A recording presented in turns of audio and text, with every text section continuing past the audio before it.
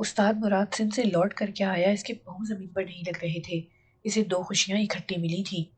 ایک تو اس نے گروجی مہاراج سے عملیات سیکھے اور دوسری خوشی اسے میری تھی۔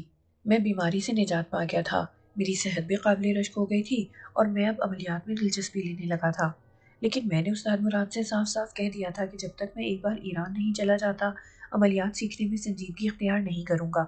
استاد مراد بھی یہی چاہتا تھا۔ اس نے میاں جی سے بات کی مگر وہ مجھے ایران بھیجنے پر رضامند نہ ہوئے۔ استاد مراد نے ان پر دباؤ ڈالا تو میاں جی نے ایک عجیب بات کہی: میں ناگی کو ایران بھیج کر تباہ نہیں کرنا چاہتا، یہ ابھی ستاروں کی نحوست کا شکار ہے، اور مراد وہاں تیرے دشمن بہت ہیں، تو اپنی حفاظت کرے گا یا اس کی فکر کرے گا؟ تیرے وہاں بہت سے بکھیڑے ہیں، پہلے انہیں سلجھا لے، پھر بے شک اسے لے جانا۔ میاں جی، یہ آپ کیسی باتیں کر رہے ہیں؟ میں نے ناگی کو ایران لے کر جانا ہے، یہ بات طے ہو چکی ہے، پھر آپ کیوں پریشان ہو رہے ہیں؟ استاد مراد نے کہا: ناگی کے اندر ایک ہٹیلا اور ضدی انسان ہے، یہ عقل سے کام نہیں لیتا۔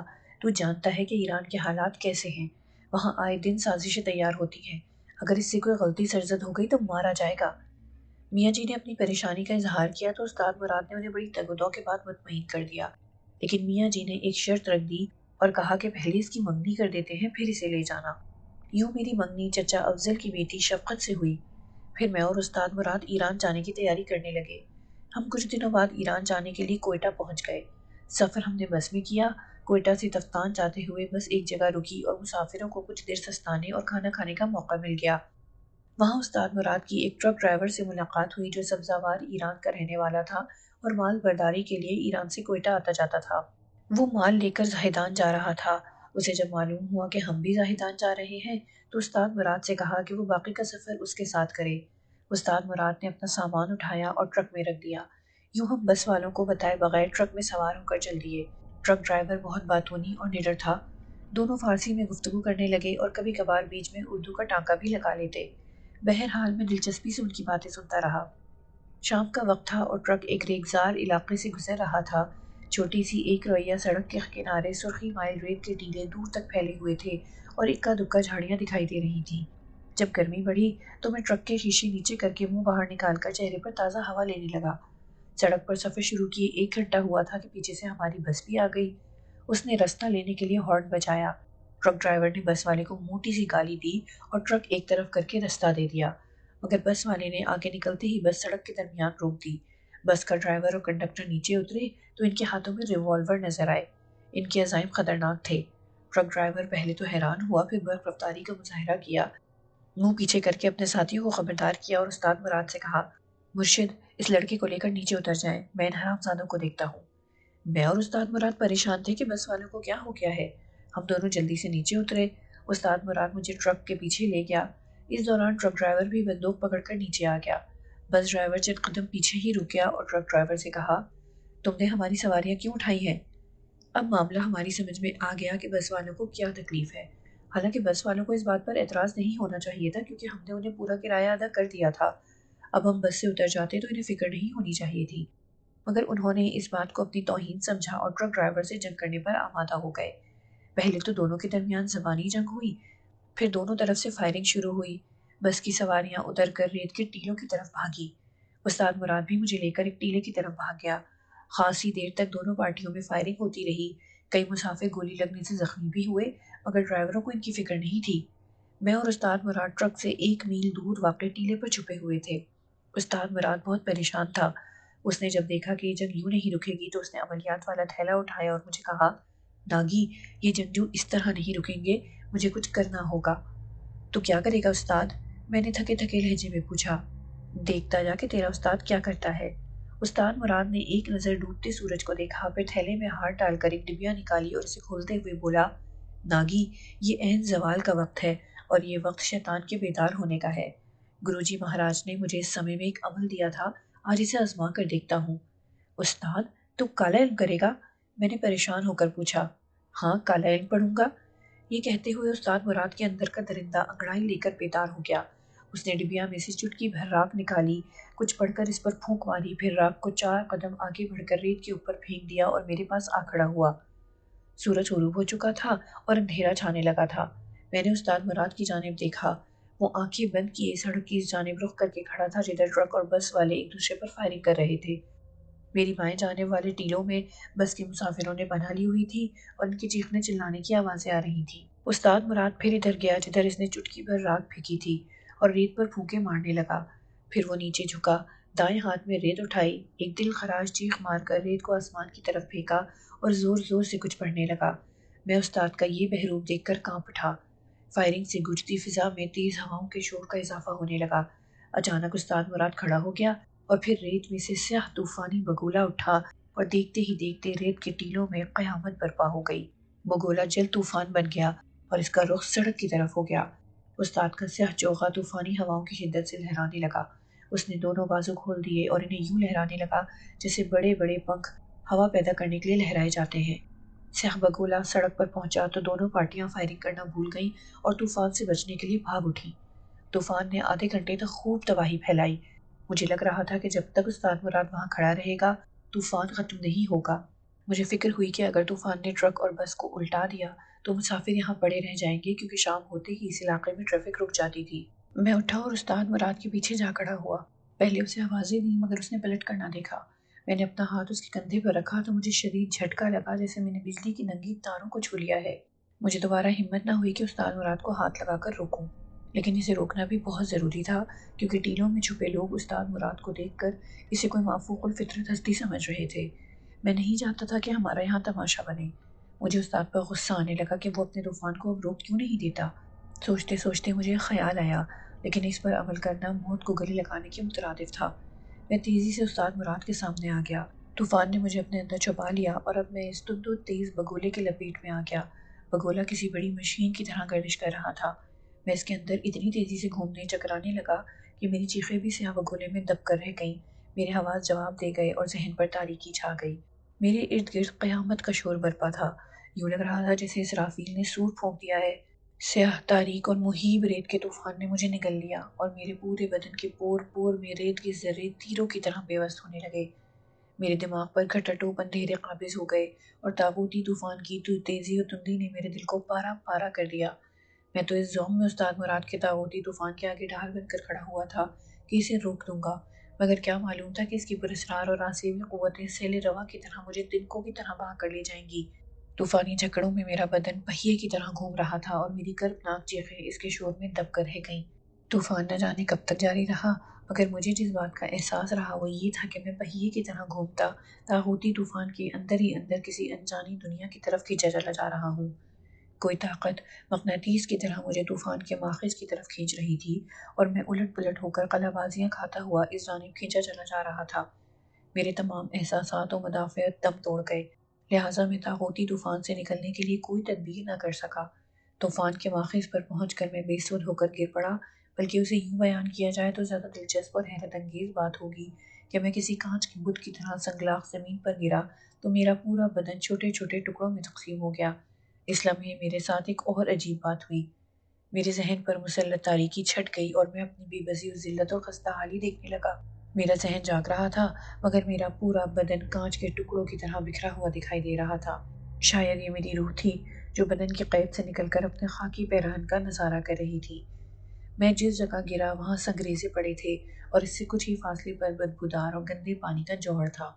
میرا بدن کنارے پر کرچیوں کی صورت میں بکھرا پڑا تھا اور میری روح چند قدم کے فاصلے پر حسرت و یاس کا نمونہ بنی کھڑی تھی۔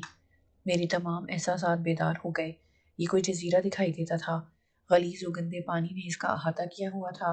زندگی کے آثار ناپید تھے۔ فضا میں عجیب سی ناگوار بو رچی ہوئی تھی۔ ملگوجی اندھیرا ماحول پر طاری تھا۔ کہیں کہیں سوکھی جھاڑیاں اور کھجور کے ٹنڈ منڈ درخت تھے۔ میں اپنے لطیف بدن کے ساتھ ارد گرد کا جائزہ لیتے ہوئے جھاڑیوں کی طرف گیا۔ یہ جھاڑیاں عجیب قسم کی تھیں۔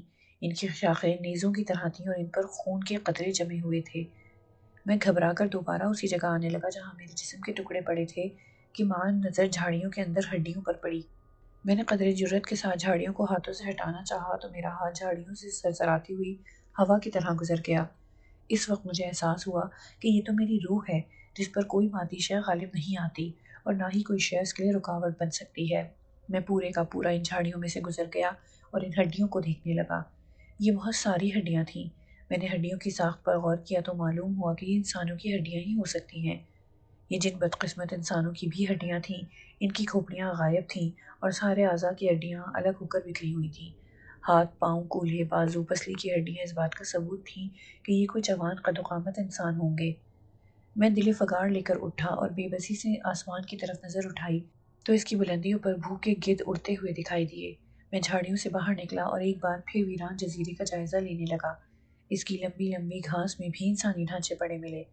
یہ دیکھ کر میں بدحواس ہو گیا اور ایک فلک شغاف چیخ مار کر گندے جوہڑ کی طرف بھاگ نکلا۔ جو ہی میں جوہڑ کے پاس پہنچا تو اس کے گندے اور متعفن پانی پر بھی انسانی ڈھانچے تیرتے دکھائی دیے۔ یہ دیکھ کر میں ٹھٹک گیا اور میری روح پر راشا طاری ہو گیا۔ میں اپنے بدن کے ٹکڑوں کے پاس بیٹھ گیا اور اپنی پور پور کو بے جان لوتھڑوں میں دیکھ کر دھاڑے مار مار کر رونے لگا۔ میری روح یہ عجیب الفطرت دردناک اور پراسرار مناظر دیکھ کر تڑپ رہی تھی۔ میں نے اپنے بدن کے چند ٹکڑوں کو اپنے ہاتھوں میں لیا اور بے بسی سے انہیں دیکھنے لگا کہ کبھی خاکی بدن کے ان ٹکڑوں میں میری روح کا بسیرا تھا۔ یہ پورے اور یہ اعضاء میرا وجود تھے۔ مگر استاد مراد تیرا ناز ہو، تو نے طاغوتی طوفان کو جنم دے کر مجھ سے میرا بدن چھین لیا اور میری بے بس روح کو اپنے خاکی بدن کے ٹکڑوں پر رونے اور بلکنے کے لیے چھوڑ دیا ہے۔ میری روح دہاڑے مار مار کر رو رہی تھی۔ میں نے جسم کے ریزوں کو چننا شروع کیا اور بے خیالی میں اپنی پور پور جوڑ کر اعضاء کی ترتیب لگاتا رہا، مگر میں کرچی کرچی بدن کا کوئی عضو بھی نہ بنا سکا۔ میں کسی ایک لوتھڑے اور ٹکڑے کو دیکھ کر یہ اندازہ نہیں کر سکتا تھا کہ یہ ٹکڑا میرے وجود کے کس حصے کا ہوگا۔ اندھیرا بڑھ رہا تھا۔ آسمان پر اڑتے ہوئے گدھ اب تیزی سے نیچے اتر رہے تھے۔ وہ جوں جوں ویران جزیرے کے قریب آ رہے تھے، ان کی وحشیانہ اور پرجوش چیخیں تیز ہو رہی تھیں۔ شاید انہوں نے ویران جزیرے میں کسی نئے مردہ انسان کی گوشت کی بو سونگھ لی تھی۔ سینکڑوں گدھ دیکھتے ہی دیکھتے میرے ٹکڑوں میں بٹے بدن پر ٹوٹ پڑے اور گوشت کا ایک ایک ٹکڑا حاصل کرنے کے لیے چھینا جھپٹی کرنے لگے۔ اسی کوشش میں گدھ ایک دوسرے پر حملہ کرتے۔ یہ بڑے بڑے گدھ تھے، ان کی آنکھوں میں عجیب قسم کی چمک تھی۔ میرے لیے ایک اور عجیب نظارہ تھا۔ میں ابھی تک اسی جگہ بیٹھا تھا اور گدھ میرے ارد گرد سنگریزوں پر بکھرے ٹکڑے نوچ نوچ کر کھا رہے تھے۔ میں نے زندگی میں اتنے خوفناک اور خونخوار گدھ نہیں دیکھے تھے۔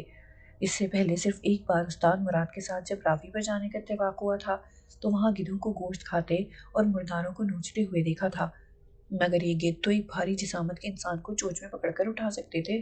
گدھ مجھ سے بے نیاز تھے، انہیں قطعی علم نہیں تھا کہ اس خاکی بدن کے ٹکڑوں کو وہ نگل رہے ہیں، اس کی روح ان کے درمیان بے کسی سے بیٹھی ہوئی ہے۔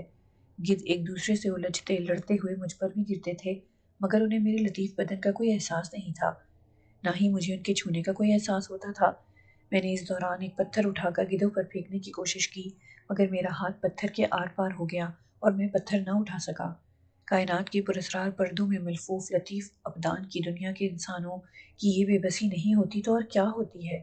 روح جب خاکی پیراہن کی قید سے نکل کر اپنے لباس حقیقی میں آتی ہے تو مادی دنیا کی ہر شے اس کی دسترس میں ہوتے ہوئے بھی اس کی گرفت میں نہیں آتی، اور نہ ہی وہ اپنے اس خاکی پیراہن کی حفاظت کر سکتی ہے جس میں وہ برسوں رہ چکی ہوتی ہے۔ میں کوشش کے باوجود اپنے خاکی پیراہن کو نہ بچا سکا اور حسرتناک انداز میں ان گدھوں کو دیکھتا ہوا اٹھ پڑا۔ میری پیٹھ گندے جوہڑ کی طرف تھی اور میں قدم بقدم پیچھے ہٹ رہا تھا۔ جوہڑ کے اندر تلاطم سا برپا ہوا اور گدھ پڑپڑا کر اڑنے لگے۔ میں نے وحشت بھرے انداز میں پلٹ کر دیکھا تو لرز کر رہ گیا۔ وہ ایک عجیب الخلقت انسان تھا جو جوہڑ کے درمیان سے نمودار ہو رہا تھا۔ گنجا سر، بڑی بڑی آنکھیں، لمبوترے کان، بڑے اور بھدے ہونٹ، چوڑے نتنے، پتلی گردن پر بھاری بھرکم سر اس کی حیت قضائی کو ظاہر کر رہے تھے۔ وہ شانوں تک پانی سے باہر تھا۔ اس کی سرخ و ابلیسی آنکھیں مجھ پر مرکوز تھیں۔ میرا خیال تھا کہ مجھے نہیں دیکھ سکتا ہوگا، لہٰذا میں یکدم الٹے قدموں ہٹنے لگا تو اس کے ہونٹوں پر ابلیسی مسکراہٹ نمودار ہوئی۔ میں نے بدحواس ہو کر گدھوں کی طرف دیکھا تو خونخوار گدھ بھی سہمی نظروں سے اس کی جانب دیکھ رہے تھے۔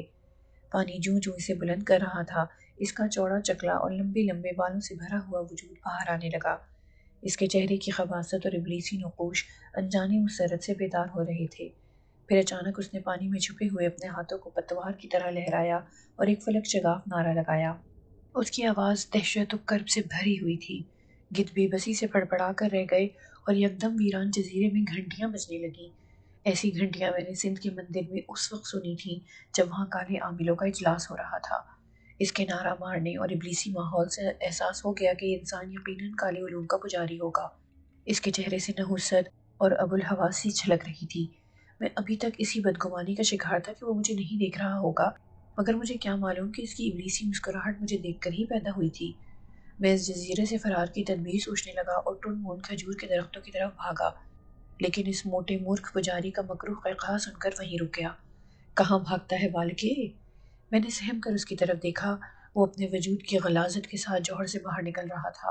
اس کا دہانہ کھلا ہوا تھا اور دانتوں سے لیزدار سیال بہہ رہا تھا۔ اس نے لنگی پہنی ہوئی تھی۔ اگر وہ لنگی نہ بھی پہنتا تو اس کے جسم پر گھنے اور لمبے بال اس کا سطر ڈھانپنے کے لیے کافی ہوتے۔ لنگی اس نے تکلف کے طور پر ہی باندھی تھی۔ وہ جوہر کے کنارے پر آ کر جھکا اور زمین سے گوشت کا ایک ٹکڑا اٹھا کر میری طرف پھینک کر بولا، اپنا ماس تو لیتا جا مورکھ۔ میں یکدم پیچھے ہٹا تو گوشت کا وہ ٹکڑا میرے قدموں کے پاس آ گرا۔ اس نے ابلیسی قہقہا لگایا اور ترچھی نظروں سے گدھوں کی طرف دیکھنے لگا۔ کچھ دیر بعد وہ کبھی گدھوں کی طرف دیکھنے لگتا اور کبھی میری جانب۔ پھر اس کے چہرے کے تاثرات بدلنے لگے تو اس نے وحشیانہ انداز میں ناچتے ہوئے اشلوک پڑھنے شروع کر دیے۔ اس کے بعد زمین پر اڑی ترچھی لکیریں کھینچ کر گدھوں کی طرف بڑھا۔ اس وقت جزیرے پر تاریکی چھا گئی اور گھنٹیاں مظہور کن آواز میں بج رہی تھیں۔ آسمان پر تارے نمودار ہو رہے تھے۔ وہ ایک گدھ کے پاس پہنچا۔ گدھ کسی پالتو جانور کی طرح اس کے قدموں میں لوٹنیاں لگانے لگا۔ اس نے گدھ کو گردن سے پکڑا اور اپنے دانت اس میں گاڑ دیے۔ گدھ وحشیانہ انداز میں چیخا اور پھڑپڑایا۔ میں جھرجھری لے کر رہ گیا۔ میں جان چکا تھا کہ یہ وحشی اور ابلیس فطرت پجاری مجھے دیکھ چکا ہے، اس لیے اگر میں بھاگا تو یہ مجھے پکڑ لے گا۔ میں خوف سے کانپنے لگا تھا۔ اس نے کافی دیر تک گدھ کی گردن منہ میں دبائے رکھی۔ جب اس کا سارا خون چوس چکا تو گدھ کو یوں پھینک کر ڈکرایا جیسے کوئی انسان گنڈیری چوس کر پھینک دیتا ہے۔ مردہ گدھ کو چشم زدن میں دوسرے گدھوں نے نوچ نوچ کر کھا لیا۔ اس مکروہ انسان نے ایک بار پھر میری طرف دیکھا اور اس کی آنکھوں کی وحشت دو چند ہو گئی۔ وہ دھیرے سے مسکرایا اور ایک اور گدھ کو اٹھا کر اسی طرح اس کا خون چوسنے کے بعد پھینک کر میری طرف پلٹ آیا۔ اس کی چال میں مستی تھی اور وہ لہک لہک کر میری طرف آ رہا تھا۔ تیرا ماس تو میری گدھیں کھا گئی بالکہ، اور اب میں تیری آتما کو اپنی قید میں کر کے سبزواری کو ناچ کراؤں گا۔ اس کی زبان سے استاد مراد کا نام سن کر میرے لڑکھڑاتے قدم سنبھل گئے۔ تجھے وہ اس لیے لایا ہے کہ تو کالی ناتھ شیرازی کو مارے گا، میرے پربھو کو مارے گا مورکھ؟ اور تو کیا سمجھتا ہے کہ کالی ماتا کا پجاری سورما تیرے استاد کے ہاتھوں آ جائے گا؟ ارے او مورکھ بالکہ، تجھے تو مہاراج کی راکھ کا طوفان لے بیٹھا ہے۔ تو ایک جھکڑ نہیں سہ سکا مورکھ۔ کالی ناتھ شیرازی کے کالے طوفان کا مقابلہ کیسے کرے گا؟ تو کالی ناتھ شیرازی ہے؟ میں ہکلایا۔ اس کی حیت قضائی اور درندگی دیکھ کر میری روح بھی خوف سے پھڑپڑانے لگی تھی۔ میں تو سیوک ہوں بالکہ، تو کالی ماتا کے پجاری کالی ناتھ شیرازی کے ایک سیوک کا جھٹکا برداشت نہیں کر سکا تو میرے دیوتا سمان استاد سے کیا ٹکرائے گا؟ کالی ناتھ کا سیوک میری طرف ہاتھ بڑھاتے ہوئے بولا، تو نے دیکھ لیا کہ اس استھان میں انسانوں کی ہڈیاں پڑی ہیں۔ میرے یہ پالتو گدھ منشیہ کا ماंس کھانے کے لیے تڑپتے رہتے ہیں۔ میں اس استھان کا رکھوالا ہوں بالکہ۔ یہاں جتنی ہڈیاں تجھے نظر آتی ہیں یہ سب میرے دیوتا سمان کالی ناتھ شیرازی کے بھیڑ چڑھائے ہوئے انسانوں کی ہیں۔ وہ میرے قریب پہنچا تو میں اس کی دسترس سے نکلنے کے لیے پوری قوت سے بھاگ اٹھا۔ وہ عفریت تھا۔ اس نے کوئی کھنڈی نما چیز مجھ پر پھینکی اور میں لڑکھڑا کر گر پڑا۔ یہ کوئی سخت چیز تھی جو میری روح کے آر پار ہو گئی اور اس نے مجھے جکڑ لیا۔ یہ دیکھ کر وہ زور زور سے قہقہے لگانے لگا۔ میں ماہی بے آب کی طرح تڑپنے لگا تو وہ بولا، آؤ تمہیں دکھاؤں کہ میرے آقا انسانوں کی بلی کیسے دیتا ہے۔ یہ کہہ کر وہ مجھے گھسیٹ کر ایک طرف لے گیا۔ کھجور کے درختوں کے پاس پہنچ کر میں نے زور سے زمین پر پاؤں مارا تو زمین دو لخت ہو گئی اور اس میں ایک سندر سی لڑکی باہر نکلی۔ اس نے سفید لباس پہنا ہوا تھا۔ وہ نہایت خوبصورت اور ادھ کھلے گلاب کی صورت والی تھی۔ اس کی معصوم آنکھوں میں یاسیر بھری تھی۔ عفریت نے اس کا ہاتھ پکڑا اور اپنی طرف کھینچ کر بولا، یہ ہے ہماری ماتا کی شکتی اور آشیرواد۔ جب سورج نکلے گا میں کھانڈے کے ساتھ اس کی گردن کاٹ دوں گا۔ یہ سندر کنواری ناری ماتا کی بھیڑ چڑھ کر اس کے لہو سے اپنے آقا کے پوتر استھان میں بکھیر دوں گا۔ ماتا کی شکتی اس استھان میں تیرے جیسے ملیچ بالکوں کا شمشان گھاٹ بن جائے گی۔ اس کی لایانی باتیں سمجھ سے بالاتر تھیں۔ میں حیران بھی تھا کہ مجھے وہ یہ سب باتیں کس مقصد کے لیے سنا رہا ہے۔ اس لمحے اس نے ایک ہاتھ سے لڑکی کو پکڑا اور دوسرے سے مجھے تھام لیا تو لڑکی اس کے ہاتھوں میں کسمس آئی۔ اس کی آنکھوں سے آنسو بہہ رہے تھے مگر اس کا چہرہ نہایت پرسکون اور تر و تازہ تھا۔ میرے دل میں آیا کہ لڑکی کے لیے کچھ کروں۔ میں نے عفریت سے کہا، اتنی خوبصورت اور پیاری لڑکی کو جان سے مار کر تجھے کیا ملے گا؟ اس نے قہقہا لگایا اور بولا، مجھے اور میرے آقا کو شکتی ملے گی بالکہ۔ شکتی لے کر کیا کرو گے؟ ایک دن تو نے بھی مر جانا ہے۔ نہیں بالکہ، ماتا کی شکتی پانے والے کبھی نہیں مرتے۔ اس نے رعونت سے کہا، یہ بات تیرا استاد بھی جانتا ہے کہ کالی ناتھ شیرازی اور اس کے سیوک کبھی نہیں مر سکتے۔ کالی ناتھ خود کہاں ہے؟ میں نے پوچھا۔ میرا آقا ادھر ہے، وہ دیکھو، کالے پانیوں کے اس پار، جہاں بادل اس کے استھان پر چھتر بنے رہتے ہیں۔ اس نے مدہوش لہجے میں ایک طرف اشارہ کیا تو رات کے اندھیروں میں بہت دور سے پہاڑ نظر آنے لگا۔ اس دوران لڑکی اس کی گرفت سے نکلنے کے لیے زور لگانے لگی تو عفریت نے اسے آرام سے زمین پر کھڑا کیا اور دھیرے دھیرے سے مسکرانے لگا۔ مچلتی کیوں ہے ناری؟ لے، تو بھی بھاگ لے۔ مگر وہ زمین پر بیٹھ کر رونے لگی۔ اس کے چہرے کی تازگی پر خزاں طاری ہو گئی۔ وہ بولی، مجھے مت مارو، مجھے مت مارو، خدا کے لیے مجھے چھوڑ دو۔ عفریت اس کی حالت پر قہقہے لگاتا رہا۔ اس نے مجھے باندھ کر ایک طرف پھینک دیا۔ یوں ہی روتے بلکتے رات گزر گئی۔ صبح جب سورج نکل رہا تھا وہ ہم دونوں کو گندے جوہر کے پاس لے گیا۔ مجھے ایک طرف پھینک کر اس نے لڑکی کو جوہر میں اشنان کرایا اور پھر ایک بڑے سے تھال میں لڑکی کو کھڑا کر کے اس کا رخ چڑھتے سورج کی طرف موڑ کر کھانڈا لہرانے لگا۔ میں نے آنکھیں بند کر لیں اور اس تمام عرصے میں پہلی بار اللہ کو یاد کیا۔ میری والدہ اور میاں جی بتایا کرتے تھے کہ شیطانی وسوسوں اور شیطان کے جال سے بچنے کے لیے اگر کوئی مسلمان آیت الکرسی پڑھ لے تو وہ محفوظ رہتا ہے۔ مجھے اپنی کم ہمتی پر ندامت ہوئی کہ میں نے عفریت سے بچنے کے لیے اللہ پاک سے مدد کیوں نہیں مانگی۔ زرد زرد روشنیاں مشرق سے نمودار ہو رہی تھیں اور میرے دل میں نور الہی کا یقین ابھر رہا تھا۔ میں آیت الکرسی پڑھنے لگا، پہلے زیر لب پھر اونچی اونچی آواز میں پڑھنے لگا تو عفریت یکدم پریشان اور بدحواس ہو کر میری طرف دیکھنے لگا۔ اس کے چہرے کی وحشت بڑھ گئی اور وہ کھانڈا لہراتا میری طرف بڑھا۔ اوئے ملیچ، خاموش ہو جا۔ مگر میں خاموش ہونے والا کہاں تھا؟ مدتوں بعد تو مجھے اللہ پاک کو یاد کرنے اور اس سے مدد مانگنے کی توفیق ہوئی تھی، لہٰذا میں پورے خشوع و خضوع کے ساتھ آیت الکرسی پڑھتا رہا۔ ہر بار آیت الکرسی پڑھنے کے بعد عفریت کی طرف پھونک مار دیتا۔ عفریت کھانڈا ہاتھ میں لہراتا ہی رہ گیا۔ اچانک ایک دیوار سی میری اور اس کے درمیان آ گئی۔ سورج بلند ہو گیا تھا اور عفریت میرے سامنے تڑپ رہا تھا۔ اس کے بدن میں آگ لگ گئی تھی۔ میرا ایمان مزید پختہ ہو گیا اور میں پورے جذبے کے ساتھ آیت الکرسی کے ساتھ درود پاک بھی پڑھنے لگا۔ میری آواز بلند ہوتی جا رہی تھی۔ میں نے آنکھیں بند کر لیں اور ماحول سے بے نیاز ہو کر اللہ کے کلام کو پڑھتا رہا۔ میرے اندر اعتماد اور زندگی کی روشنیاں اور توانائیاں پیدا ہو رہی تھیں۔ میں جس طلسم میں جکڑا گیا تھا اس کی بندشیں ٹوٹ رہی تھیں اور میرا بدن ایک نئی افزائش پا رہا تھا۔ میرا ذہن و جسم بیدار ہو رہا تھا اور قلب و زبان سے کلام الہی جاری تھا۔ میں لہک لہک کر پڑھ رہا تھا، جھوم جھوم کر سرمستی و جذب سے اللہ کے کلام کی تاثیر سے فیضیاب ہو رہا تھا۔ میرے ذہن و قلب سے غبار چھٹ گیا، تاریکی شہر میں بدل رہی تھی اور کوئی نادیدہ وجود مجھے جھنجھوڑ رہا تھا۔ کوئی پیار بھرے لہجے میں مجھے پکار رہا تھا، ناگی اٹھو، میرے یار تجھے کیا ہو گیا ہے؟ مگر میں پڑھے جا رہا تھا، کلام الہی پڑھے جا رہا تھا۔ کلام الہی پڑھنے کی مدتوں بعد سعادت نصیب ہوئی تھی۔ مجھے بہت دکھوں سے نجات مل رہی تھی۔ میرا وہم و خیال ختم ہو رہا تھا، میری نجاست دھل رہی تھی۔ ناگی اٹھو، اٹھو، اور دیکھو یہ سب لوگ تمہاری طرف دیکھ رہے ہیں، تیری سلامتی کی دعائیں مانگ رہے ہیں۔ کوئی مجھے مسلسل جھنجھوڑ رہا تھا اور میں روح کی سرشاری میں کھویا ہوا تھا۔ کچھ دیر تک وہ مجھے یوں ہی جھنجھوڑتا رہا تو میں نے آہستہ آہستہ آنکھیں چندیا گئیں تو میں نے ایک بار پھر آنکھیں بند کر لیں۔ اٹھو میرے یار، بہت ہو گیا، اٹھ میرے بھائی۔ یہ استاد مراد تھا جو مجھے جھنجھوڑ رہا تھا۔ میں جیسے یکدم حواس میں آ گیا، میں کہاں ہوں؟ میں نے آنکھیں کھول کر دیکھا تو بہت سے لوگ میرے گرد کھڑے تھے اور ہاتھ اٹھا کر میری سلامتی کے لیے دعائیں مانگ رہے تھے۔ استاد مراد نے میرا ہاتھ تھاما اور پیار بھرے لہجے میں بولا، میرے یار، اپنی دنیا میں واپس آ جا۔ میں نے جھٹ سے آنکھیں کھول دیں۔ استاد مراد کی تاغوتی آنکھیں مجھ پر مرکوز تھیں اور وہ زیر لب مسکرا رہا تھا۔ یار، تم نے طوفان کو پلٹنے کے لیے اپنی جان کی بازی کیوں لگا دی؟ تم وہیں ہو جہاں پہلے تھے، استاد مراد نے کہا اور کچھ لمحے سوچنے کے بعد بولا، وہ ایک خواب اور سراب تھا میرے یار، تم کالی ناتھ شیرازی کے طلسمات کی دنیا میں پھنس گئے تھے۔ استاد مراد مسکرایا اور میرے کندھے پر تھپکی دے کر بولا، تو نے اس بدذات عامل کی دنیا دیکھ ہی لی ہے میرے یار، اب اٹھ، تجھے اس پاپی کو ختم بھی کرنا ہے۔ وہ لڑکی کہاں ہے؟ میں بے خیالی سے ارد گرد دیکھنے لگا تو میری نظر سامنے کھڑی ایک لڑکی پر ٹک گئی۔ وہ ہو بہو وہی تھی۔ میں اٹھا اور اس کے پاس پہنچ کر اسے حیرت و مسرت سے دیکھنے لگا۔ تم زندہ ہو؟ عفریت نے تمہاری بلی تو نہیں چڑھائی؟ لڑکی سہم کر پیچھے ہٹ گئی۔ استاد مراد میری حالت دیکھ کر پریشان ہو گیا۔ اس نے میرا ہاتھ پکڑا اور بولا، لگتا ہے تیرا دماغ چل گیا ہے۔ استاد، یہ وہی لڑکی ہے، وہی لڑکی ہے، میں قدرے جوش میں بولا۔ استاد، یہ وہی لڑکی ہے جس کی کالی ناتھ کا سیوک بلی دے رہا تھا اور میں۔ استاد مراد نے مجھے پوری بات نہ کرنے دی اور کھینچتا ہوا بس کی طرف لے گیا۔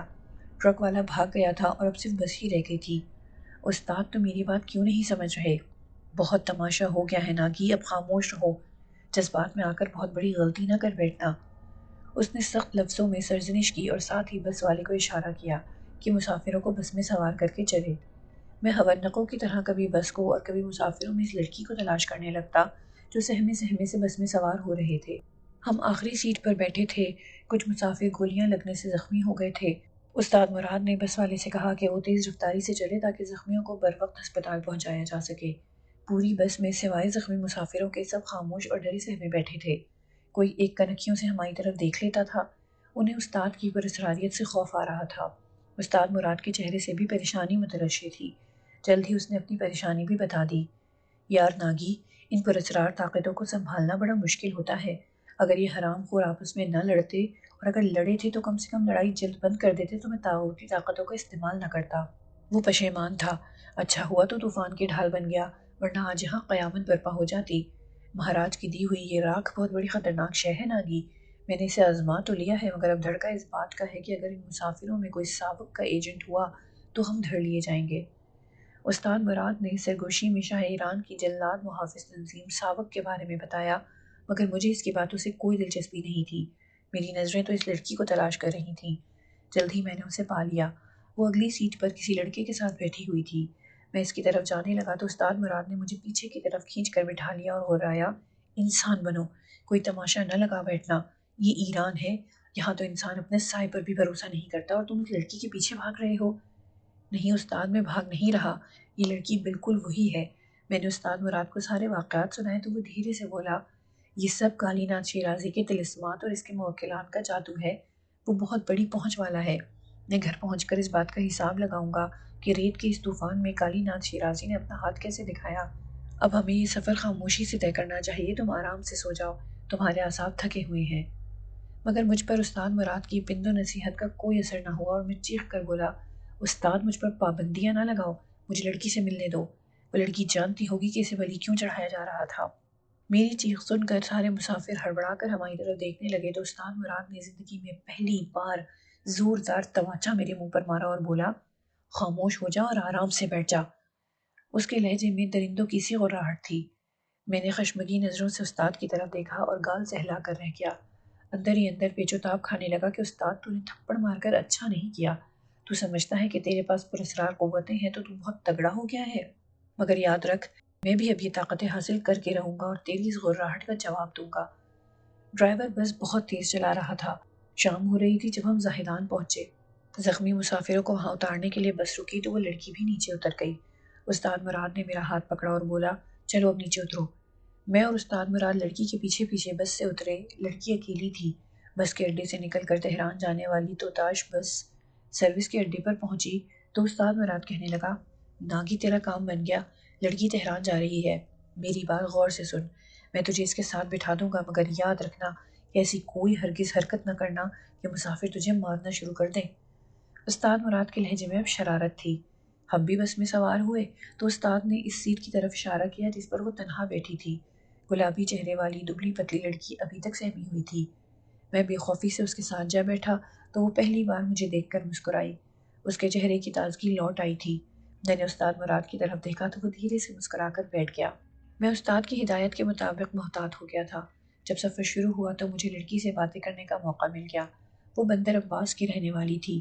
اس کی ماں پاکستانی تھی اور کوئٹہ میں رہتی تھی۔ وہ اکیلی واپس جا رہی تھی۔ اس کا نام سندس تھا۔ کوئٹہ میں ہی پیدا ہوئی اور وہیں پر پروان چڑھی تھی۔ چونکہ باپ ایرانی تھا اس لیے ایران آتی جاتی تھی۔ وہ باپ سے ملنے بندر عباس جا رہی تھی۔ اس کے باپ نے 2 شادیاں کی تھیں، دوسری بیوی ایرانی تھی۔ سندس کو سوتیلی ماں اور اس کے بچوں سے بڑا پیار تھا، اس لیے وہ سال کے کچھ مہینے بندر عباس میں گزارتی تھی۔ سندس نے مجھے بندر عباس کا پتہ دیا اور وعدہ لیا کہ میں اس سے ملنے وہاں آؤں گا۔ میں نے سندس سے پوچھا کہ اس کا باپ ہماری ملاقات پر اعتراض تو نہیں کرے گا؟ اس نے بتایا، میرا باپ مجھ پر اعتماد کرتا ہے، وہ تم سے مل کر خوش ہوگا۔ سندس بہت پیاری اور میٹھی باتیں کرتی تھی۔ اس کے چہرے کی تر و تازگی اور آنکھوں کی یاسیت نے اس کی شخصیت کو پیچیدہ بنایا ہوا تھا۔ سوچتی اور کسی کرب ناگہانی میں مبتلا آنکھیں اس کے کسی غم کی وسر تھیں۔ میں نے بہت کوشش کی کہ کسی طرح سے اس سے اس کے اندرونی کرب کی کھوج لگا سکوں، مگر وہ ہر بار ٹال جاتی۔ تہران پہنچ کر وہ بندر عباس جانے کے لیے دوسرے اڈے پر چلی گئی اور جاتے ہوئے مجھ سے وعدہ لیا کہ میں اپنے استاد کے ساتھ اسے ملنے آؤں گا۔ میں 3 ماہ تک استاد مراد کے گھر ہی رہا۔ اس دوران وہ مجھے فارسی اور عملیات سکھاتا رہا، لیکن 6 مہینے میں کوئی ایک روز بھی ایسا نہ تھا جب سندس میرے خوابوں میں نہ آئی ہو۔ میں نے کئی بار استاد مراد سے کہا کہ ہم ایک ہی بار بندر عباس چلے جائیں۔ آخر ایک روز استاد مراد نے مجھ سے کہا کہ عملیات کو ساز و سامان لینے کے لیے ہم دونوں بندر عباس جائیں گے۔ میرے تو خوشی سے پاؤں زمین پر نہیں لگ رہے تھے۔ استاد مراد نے بتایا کہ ہمیں بندر عباس سے آگے فجیرہ جانا ہے، جہاں اس کا ایک ہندو دوست سورج مل رہتا ہے۔ وہ افریقہ اور بھارت سے عملیات کی مکروہ اشیاء اسمگل کر کے لاتا ہے۔ سورج مل کالی گھاٹ کا رہنے والا تھا۔ فجیرہ میں اس نے اڈا بنایا تھا اور وہاں سے اس کے ایجنٹ ایران کے کالے عاملوں کو یہ سامان پہنچاتے تھے۔ استاد مراد ان دنوں ایک بڑا چلہ کاٹنے کی تیاری کر رہا تھا، جس کے لیے وہ سورج مل سے کچھ سامان منگوانا چاہتا تھا۔ استاد کو خدشہ تھا کہ اگر اس نے یہاں منگوایا تو کالی ناتھ شیرازی کو خبر ہو جائے گی، لہٰذا اس نے احتیاط پسندی کا مظاہرہ کیا۔ بندر عباس سمندر کے کنارے آباد ہے۔ اس کے ساتھ دبئی اور فجیرہ کے ساحل لگتے ہیں۔ تہران سے اس کا سفر 25 گھنٹوں پر مشتمل ہے۔ میں اور استاد 2 دن کے لگاتار سفر کے بعد وہاں پہنچے تو رات ہو چکی تھی۔ سمندری علاقہ ہونے کے باوجود سخت گرمی تھی۔ استاد نے مجھے ایران کی سماجی اور سیاسی زندگی کے بارے میں بہت کچھ سمجھا دیا تھا اور مجھے ہر قدم پھونک پھونک کر رکھنے کی ہدایت کی تھی۔ استاد مراد کو میرے تجسس و اضطراب اور بے کلی کا احساس تھا، لہٰذا اسی شام اس نے سندس کا گھر تلاش کر لیا۔ ساحل کی جانب ایک کشادہ مگر وہ سیدھا سا حویلی نما گھر تھا۔ درختوں اور پھولوں نے اسے چاروں طرف سے گھیرا ہوا تھا۔ موسم ٹھنڈا تھا اور نمآلود ہوا چل رہی تھی۔ آسمان پر ستارے جگمگا رہے تھے۔ سندس کے گھر کا نظارہ دلوں کو مسحور کر دیتا تھا۔ گھر کے باہر ایک دربان بیٹھا ہوا تھا۔ استاد مراد نے اسے میرے بارے میں بتایا کہ یہ لڑکا کوئٹہ سے آیا ہے اور سندس بی بی سے ملنا چاہتا ہے۔ دربان اکھڑ مزاج کا آدمی تھا۔ اس نے پہلے آسمان کی طرف دیکھا اور پھر پاٹدار آواز میں کہا، تم اس وقت بی بی سے ملنے کیوں آئے ہو؟ اس وقت جاؤ اور اگر ملنا ہے تو صبح سویرے چلے آنا۔ ہم نے صبح فجیرہ جانا ہے، اس لیے ان سے آج ہی ملنا ہے۔ استاد مراد نے کہا، اگر تم نے سندس بی بی کو اطلاع نہ دی تو پھر جب انہیں معلوم ہوگا کہ تم نے ہمیں ان سے ملنے نہ دیا تو وہ تم سے ناراض ہوں گی۔ ناراض ہوتی ہو تو ہو، مگر ہم اصول نہیں توڑ سکتے۔ رستم صاحب کا حکم ہے کہ رات کو اگر اس کا بھائی بھی ملنے آئے تو اسے واپس بھیج دیا جائے۔ یہ عشاء کا وقت تھا اور ابھی شہر کی روشنیاں پوری آب و تاب کے ساتھ جل رہی تھیں۔ بازاروں اور گلیوں میں بھی چہل پہل تھی۔ اس کا مطلب تھا کہ شہر کے مکین بھی جاگ رہے تھے۔ بھائی، یہ لڑکا اتنی دور سے ملنے آیا ہے اور ابھی کوئی زیادہ وقت بھی نہیں ہوا۔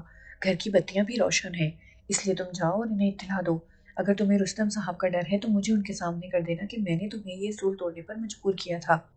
مگر اس نے استاد مراد کی بات چٹکی میں اڑا دی اور تنبیہ کی، تم دونوں دفع ہو جاؤ ورنہ میں تمہاری ٹانگیں توڑ دوں گا۔ یہ سن کر استاد بھر گیا۔ اس کی تاغوتی آنکھوں میں وحشت اود آئی۔ میں نے جھٹ سے استاد کے کندھے پر ہاتھ رکھا، نہیں استاد، یہاں کوئی تماشا نہ لگانا۔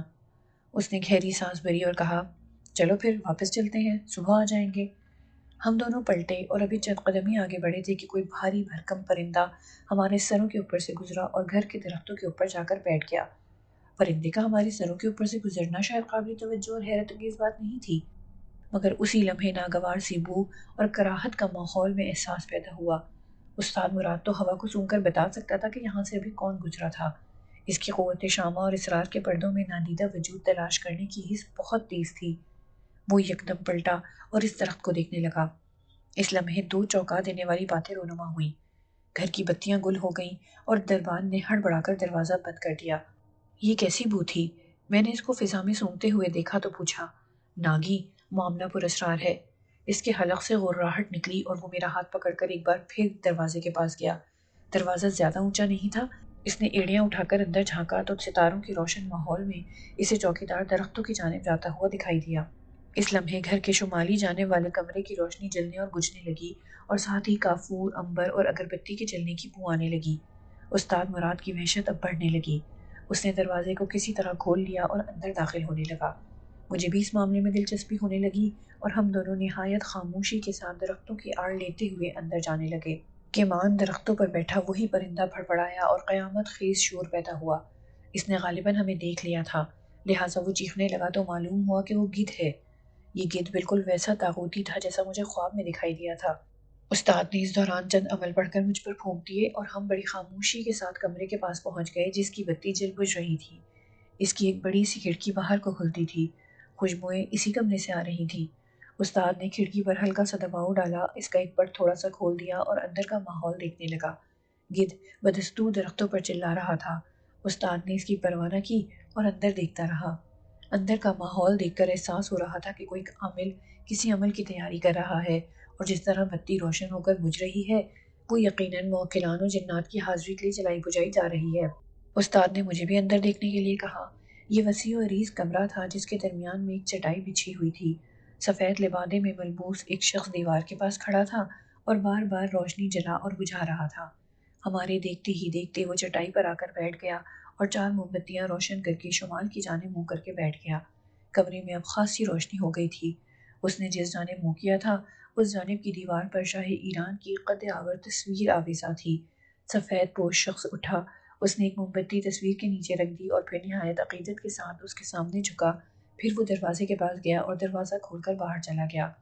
اسی لمحے کمرے میں بھونچال آنے لگا۔ کوئی بھاری بھرکم وجود کمرے میں کود آیا تھا۔ اس نے سر سے پاؤں تک خود کو کالے چوغے میں چھپایا ہوا تھا اور بے قراری سے کمرے میں ٹہل رہا تھا۔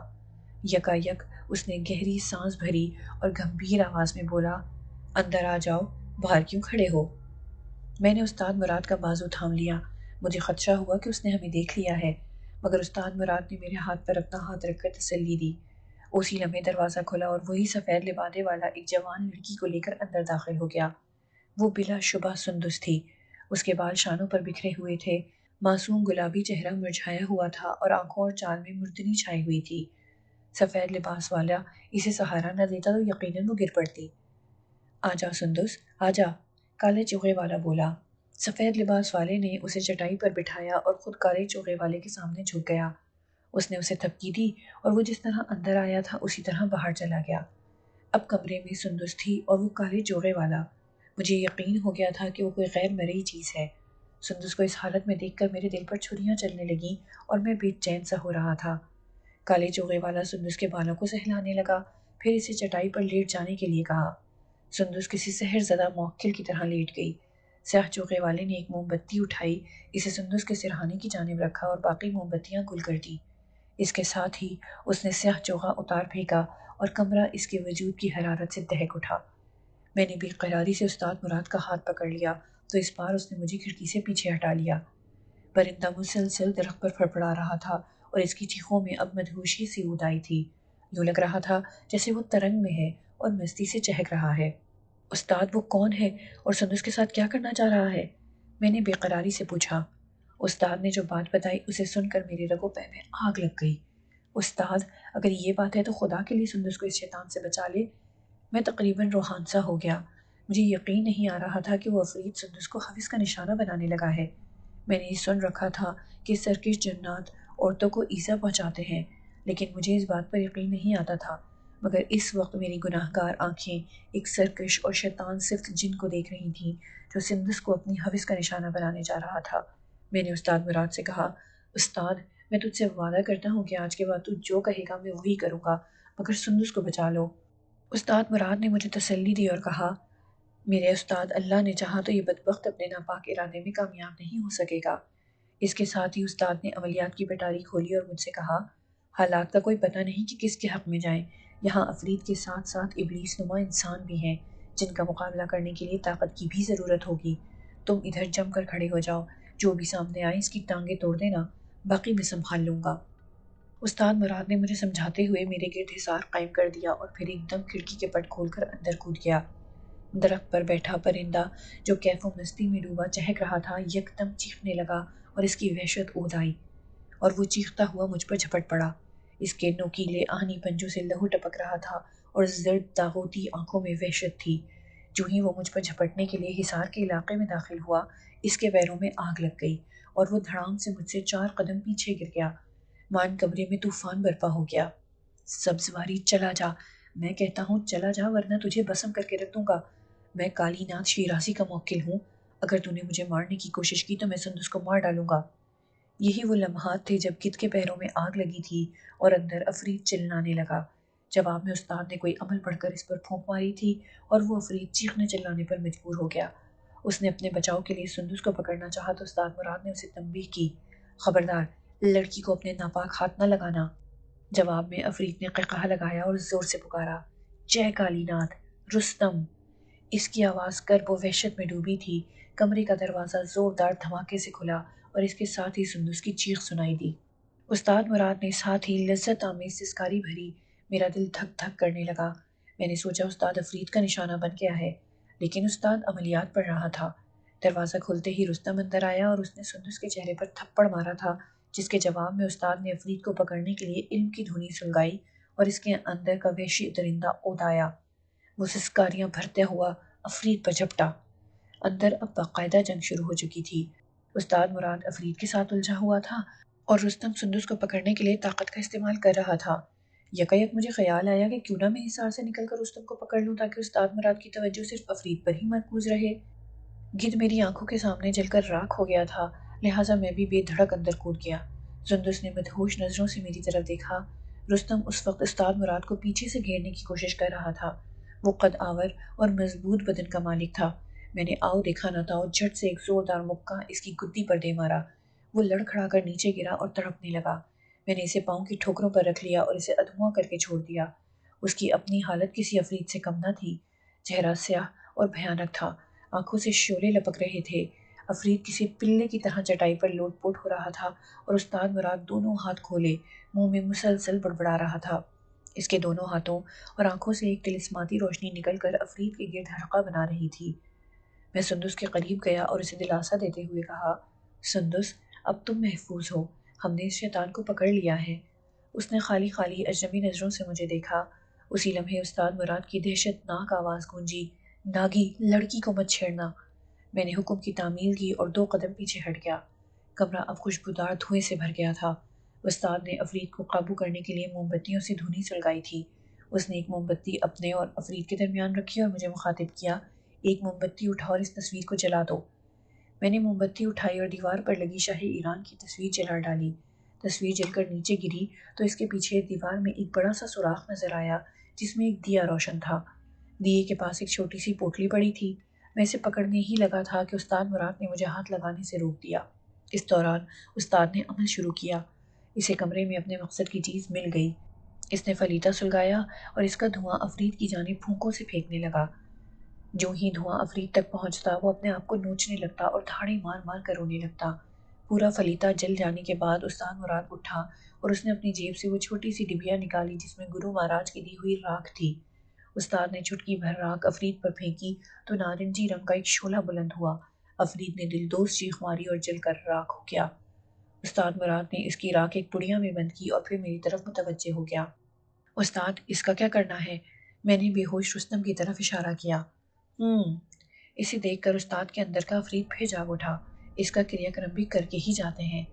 وہ اسے مارنے کے لیے آگے بڑھا تو سندس یکدم چیخنے لگی اور دوڑ کر استاد مراد کا ہاتھ پکڑ کر بولی، میرے باپ کو نہ مارنا۔ اس کی اداس اور بے ثبات آنکھوں میں آنسو امڑ آئے۔ استاد نے عجیب سی نظروں سے دیکھا اور بولا، تو جانتی ہے کہ تیرا باپ کیسا انسان ہے؟ ہاں جانتی ہوں، مگر ہے تو میرا باپ۔ سندس روتے ہوئے بولی، تیرا باپ تجھے اپنے کالے علم کی بھیٹ چڑھاتا رہا ہے۔ وہ اپنے گرو اور شیطان کو خوش کرنے کے لیے تیری عصمت کا سودا کر چکا تھا، پھر بھی تو اس گندے شخص کو بچا رہی ہے۔ یہ پاپی ہے، شیطان ہے۔ ایسے لوگ باپ نہیں ہوتے، صرف شیطان ہوتے ہیں، شیطان۔ استاد مراد نے نفرت سے بے ہوش رستم کو ٹھوکر ماری۔ اس کے باوجود میں اسے اپنی نظروں کے سامنے مرتا ہوا نہیں دیکھ سکتی۔ سندس کے لہجے میں التجا بھی تھی اور درد بھی، ایک ایسا درد جس کی وجہ سے ستم ظریف بیٹیاں باپ کا ظلم سہنے کے باوجود اس پر کوئی افتاد گرتے نہیں دیکھ سکتی جو ان کے اندر حسرت و رحم دلی کے جذبات سے نمو پاتا ہے۔ استاد مراد نے رستم پر تھوکا اور غراتے ہوئے بولا، سندس، تم کہہ رہی ہو تو میں اسے چھوڑ دیتا ہوں، مگر یہ شیطان نہیں بدلے گا۔ یہ کہہ کر استاد مراد باہر نکلنے لگا تو میں نے دیے کی طرف توجہ دلائی۔ اسے دیکھتے ہی استاد کی آنکھوں میں چمک ابھر آئی۔ اس نے سوراخ میں سے وہ پوٹلی اٹھائی اور دیا بجھا دیا۔ اس نے پوٹلی جیب میں ڈالی اور باہر نکل آیا۔ میں اور سندس بھی باہر نکلنے لگے تو استاد مراد کہنے لگا، سندس، تمہارا یہاں رہنا ٹھیک نہیں ہے۔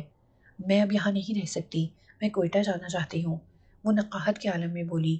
استاد مراد اس کی حالت دیکھتے ہوئے بولا، تم میرے ساتھ چلو، جب ٹھیک ہو جاؤ گی تو کوئٹہ بھیج دوں گا۔ سندس ہمارے ساتھ چل پڑی۔ استاد مراد ہمیں گنجان آباد علاقے کے ایک مکان میں لے گیا۔ یہ مکان چھوٹا اور تاریک تھا۔ اس کی فضا میں عجیب سی بو پھیلی ہوئی تھی۔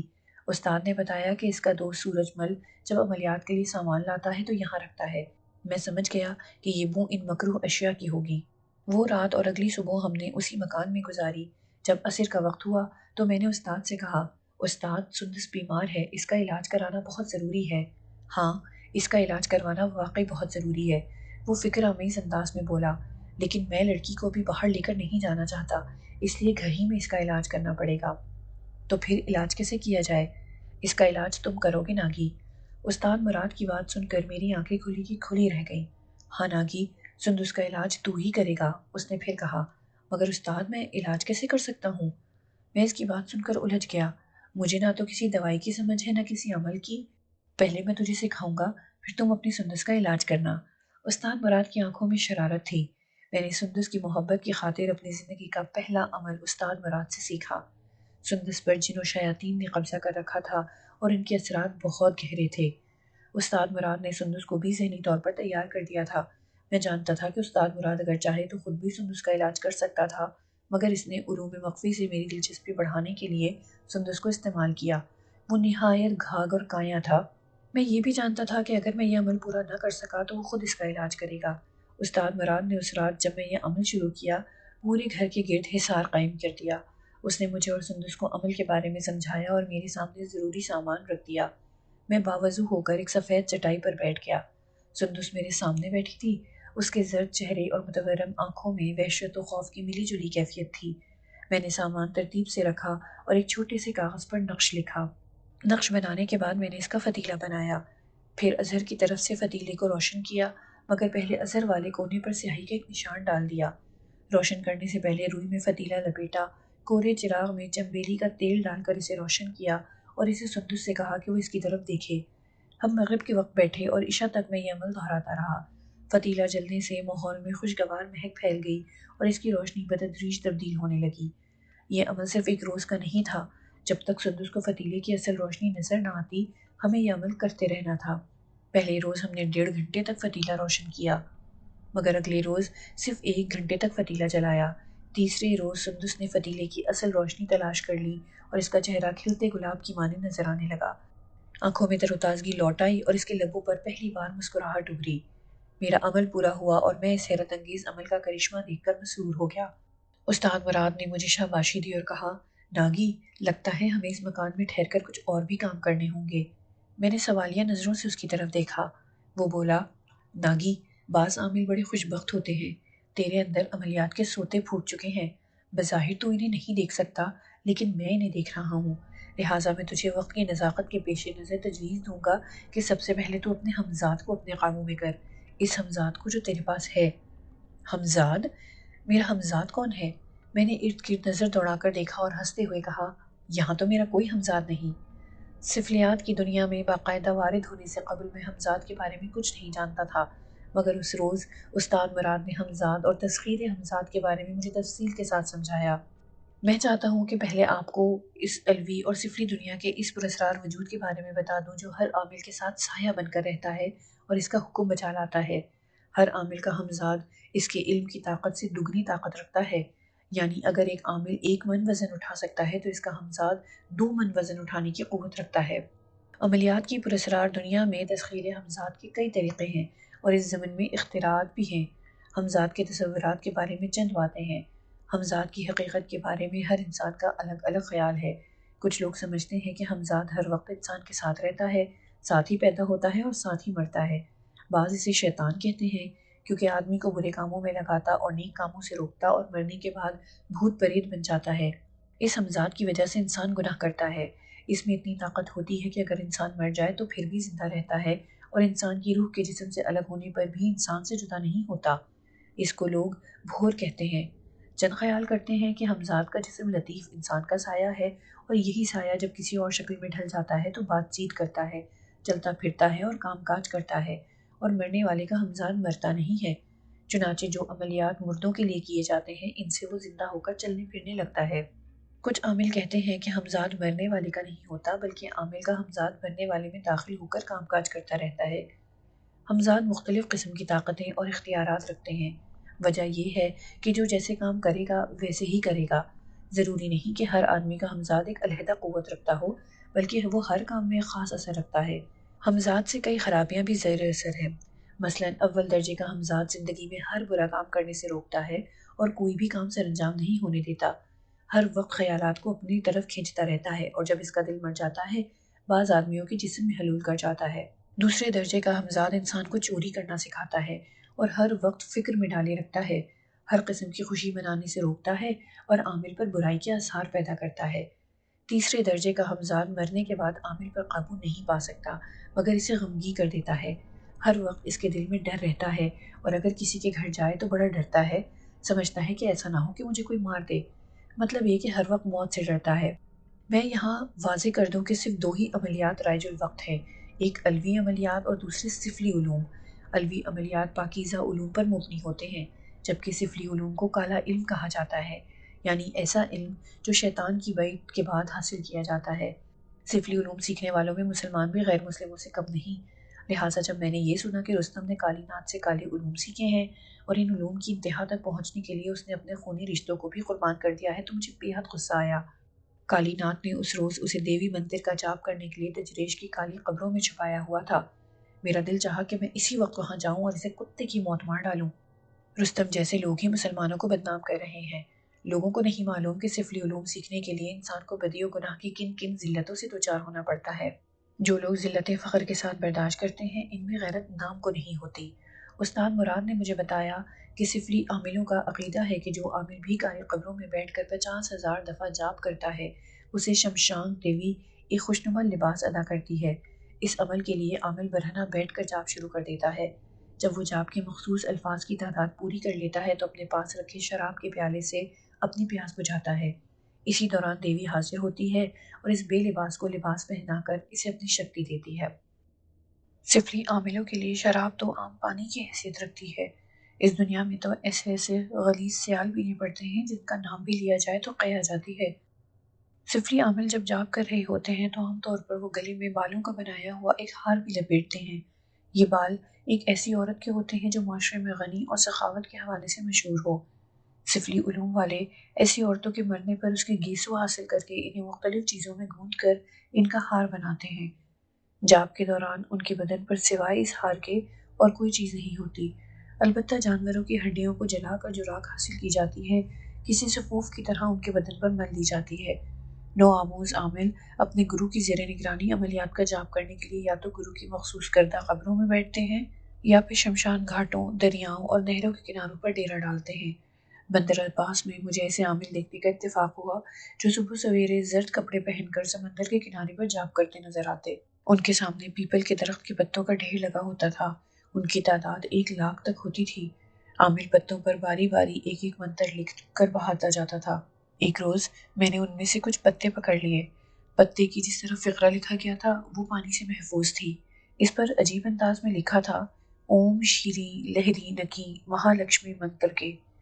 میں نے استاد مراد کو پتے دکھائے تو وہ انہیں دیکھ کر کافی دیر تک ہنستا رہا، پھر بتانے لگا، یہ خبیث حرام خور عاملوں کے سدائے ہوئے پاپی ہیں۔ سارا دن سمندر کے کنارے، ویران کنارے پر اس امید پر پتوں پر عمل کرتے رہتے ہیں کہ انہیں دھن دولت ملے گی۔ پتوں پر لکھنے سے انہیں دولت کیسے ملے گی؟ میں نے استفسار کیا۔ بابا یہ ان کا عقیدہ ہے، وہ سمجھتے ہیں کہ جس سمے ان کا یہ جاپ پورا ہوگا لکشمی دیوی مہربان ہو جائے گی۔ دیوی کب آتی ہے؟ کہاں سے آئے گی دیوی؟ ہوگی تو آئے گی نا؟ استاد مراد نے مضحکہ خیز انداز میں انتہائی گہری بات کہہ دی۔ اگر منتروں سے دولت ملنے لگی تو عمال نوکریاں کیوں کریں؟ میری بات سمجھ میں آئی کہ نہیں؟ تمہارے ملک سے لے کر بھارت اور دنیا کے سب ملکوں میں پراسرار طاقتوں کے شعبدے ہو رہے ہیں، لیکن کسی عامل کو دنیا کا امیر ترین انسان ہوتے دیکھا ہے یا سنا ہے کہ فلاں شخص نے عملیات کے زور پر قارون کے خزانے حاصل کر لیے ہیں؟ بابا یہ سب کھیل ہیں، جو اس کھیل کا کھلاڑی ہوگا وہی میدان میں جم کر کھیلے گا۔ میری بات یاد رکھو، جس طرح فٹ بال کا ایک کھلاڑی اپنے کھیل کے بعد معاوضہ حاصل کرتا ہے، اسی طرح تجریش میں بیٹھے عامل بھی اپنا اپنا کھیل دکھانے کے بعد دھن دولت حاصل کرتے ہیں۔ استاد، میں اس کی بات سمجھنے کے بعد بولا، عامل پیپل کے اتنے سارے پتے اکٹھے کہاں سے کرتے ہیں؟ اچھا تو یہ بتا کہ تو یہاں کیا لینے آیا ہے؟ استاد مراد نے الٹا مجھ سے دریافت کیا۔ میں تو سندس سے نہیں، تمہیں عملیات کے لیے کچھ سامان چاہیے تھا۔ اور یہ سامان کہاں ملنا تھا؟ فجیرہ سے، وہاں تمہارا دوست سورج مل رہتا ہے۔ ہاں، اب سمجھے میرے بھائی؟ استاد مراد کی تعودی آنکھوں میں چمک ابھری۔ یہ سارا سامان بھی ادھر ہی سے آتا ہے، یہ کاروبار ہے میرے بھائی، بزنس۔ سورج مل اور اس جیسے چھوٹے چھوٹے لوگ عاملوں کے لیے بڑی بڑی دور سے ایسا سامان لاتے ہیں۔ مجھے یاد آیا کہ میرے میاں جی کے آستانے پر بھی اس قماش کے لوگ آتے رہتے تھے جو عموماً عملیات کا سامان بیچتے تھے۔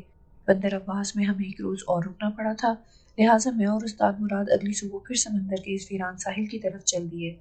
اس روز بھی سفلی علوم کے پجاری ساحل پر اپنی دکان سے جائے بیٹھے تھے۔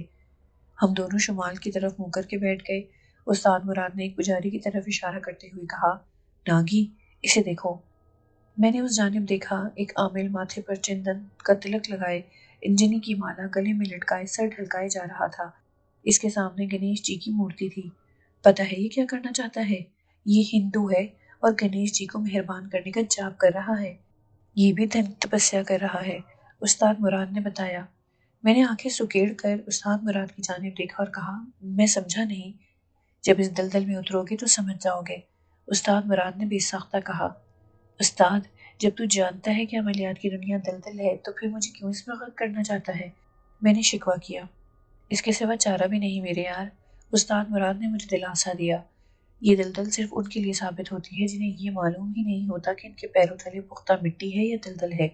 دلدل میں سے وہی غرق ہوتے ہیں جو اس دنیا ظلمات سے آشنا نہیں ہوتے۔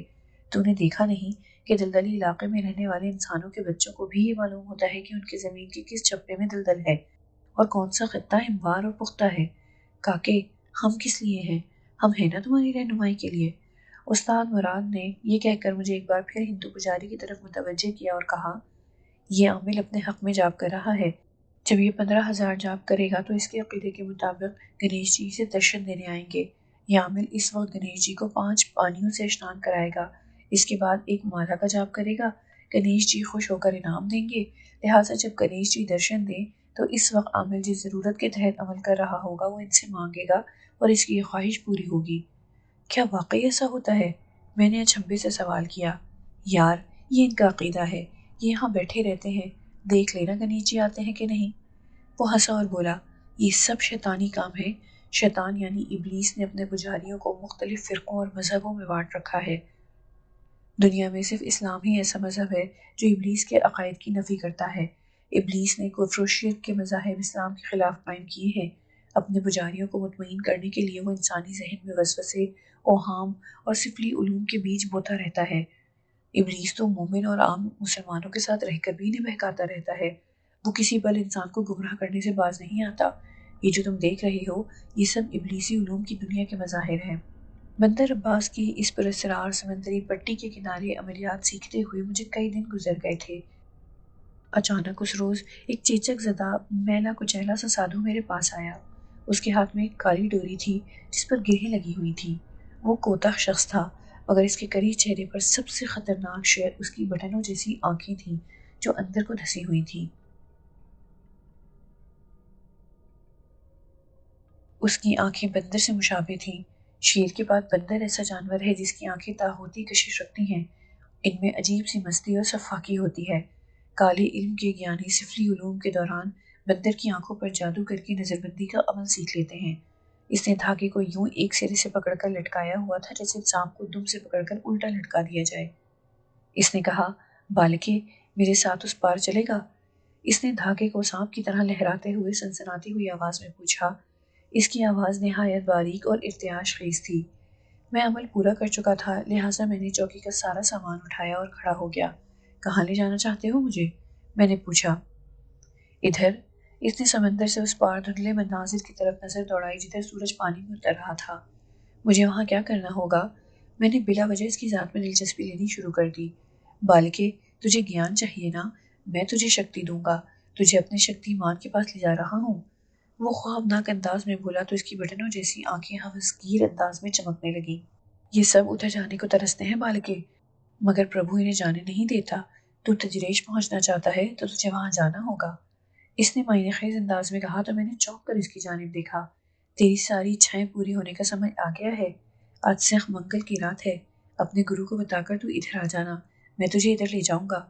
وہ میری رضامندی جانے بغیر مجھے یوں اپنا پابند کر کے لوٹنے لگا تھا جیسے اس کی ہدایات پر عمل کروں گا۔ میں نے کندھے اچکائے اور بے نیازی سے کہا، میں نہیں آ سکوں گا۔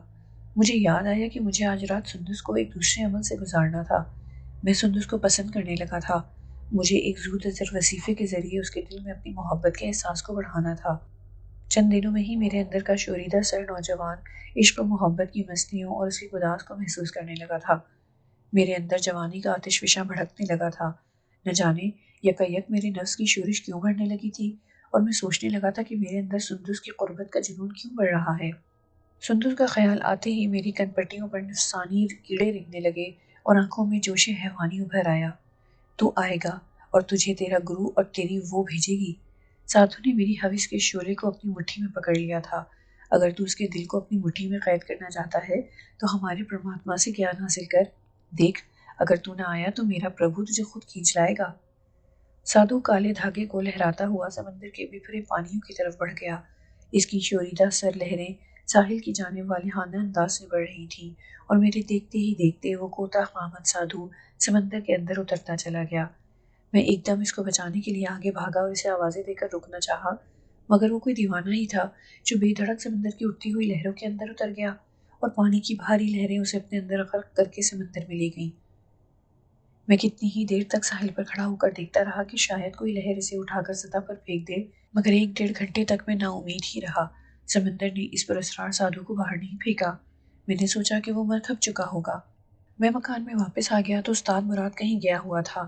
گھر میں سندس اکیلی تھی۔ اس نے گھنے سیاہ بال پشت پر بکھیرے ہوئے تھے اور ان میں کنگھی کر رہی تھی۔ وہ نہا کر نکلی تھی اور سفید باریک قمیض اس کے گیلے بالوں کے ساتھ چپکی ہوئی تھی۔ کشیدہ پشت پر بالوں کو بکھرائے ہوئے وہ ہولے ہولے گنگنا رہی تھی۔ وہ میری آمد سے بے نیاز تھی اور بالوں میں کنگھی پھیرتے ہوئے اس کی کمر خفیف سا جھٹکے لے رہی تھی۔ میرے پاؤں اس کے دل فریب انداز میں نشست پر جم گئے اور میرے بدن میں لطیف سی حرارت بیدار ہونے لگی۔ میں سانس کو روکے اس کو بہت قریب سے دیکھ رہا تھا۔ میری سانس بھی میرے سینے میں رک گئی تھی۔ شاید میں اس بت نازنین کو کتنی دیر تک دیکھتا رہتا کہ سندس نے جسے اپنے علاوہ کسی دوسرے وجود کی بو سونگھ لی تھی۔ وہ ہڑبڑا کر پلٹی تو اس کی آنکھوں میں خوف لہرانے لگا۔ وہ اپنا آپ سمیٹتے ہوئے ہڑبڑا گئی۔ نیم دراز گریبان سے اس کا بانک پن چمک رہا تھا۔ سندس، یہ میں ہوں، ناگی، میں جیسے خواب آلود لہجے میں بولا۔ اس نے میری آنکھوں میں حوث کے پن پھیلائے ہوئے ناگوں کو دیکھ لیا تھا۔ آپ؟ وہ بے حد خوف میں مبتلا تھی۔ میں بے اختیار آگے بڑھا تو اس کے وجود سے اٹھنے والی نسوانی مہک نے مجھے سحر زدہ کر دیا۔ میں اس کے پاس اس کے قدموں میں بیٹھ گیا اور اس کی آنکھوں میں جھانکتے ہوئے اکھڑی اکھڑی سانسوں کے ساتھ کہا، سندس، مجھ سے خوف زدہ نہ ہو، ادھر دیکھو، یہ میں ہوں، میں۔ سندس، مجھ سے خوف نہ کھاؤ۔ میں نے اس کا لرزتا ہوا سرد ہاتھ تھام لیا۔ میرے تپتے ہوئے ہاتھ میں اس کا ہاتھ برف کی سل کی طرح تھا۔ اس نے ہاتھ نہیں چھڑایا۔ میرے وجود کی حرارت اس کے سرد بدن کو گرمانے لگی اور کچھ ہی لمحے بعد سندس کے اندر کی عورت زادی کا التفات ظاہر ہونے لگا۔ اس کی نظروں میں پیار کی جوت جاگنے لگی۔ تم گنگنا رہی تھی سندس؟ میں نے خواب آلود لہجے میں کہا۔ پھر سے گنگناؤ، مجھے بہت اچھا لگ رہا تھا۔ وہ شرما گئی۔ اس کی نظریں جھک کر اپنے کھلے گریبان میں اٹک گئیں۔ میری نظریں بھی اس کے تعاقب میں جھکیں تو ہاتھ چھڑا کر اس نے دونوں ہاتھوں سے اپنا گریبان چھپا لیا۔ یکایک جیسے مجھے کسی نے جھنجھوڑ دیا ہو اور مجھ پر طاری نفسانی زہر زدگی کا طلسم ٹوٹ گیا۔ میں جیسے اچھل پڑا اور پھر شرم کھا کر اندر بھاگ گیا۔ مجھے اپنے آپ سے نفرت سی ہو گئی کہ میں نے اس پاکیزہ سی لڑکی سے کیا کہہ دیا تھا، مگر میں اس کی محبت کے زہر میں گرفتار ہو گیا تھا اور مجھے اس کی قربت کے لمس کی تشنگی بے قرار کر رہی تھی۔ جی چاہتا تھا اس کو اپنے بازوؤں کے حصار میں لے کر اپنے سینے سے لگا لوں اور اس کے بعد دعا کروں کہ یہ سارے لمحات ساکت ہو جائیں، مگر مجھے اس طرح اپنی شرافت اور پاکیزگی کو برباد نہیں کرنا چاہیے تھا۔ میں سندس کی نظروں میں جیسے گر گیا تھا۔ میں سر تھام کر بیٹھ گیا۔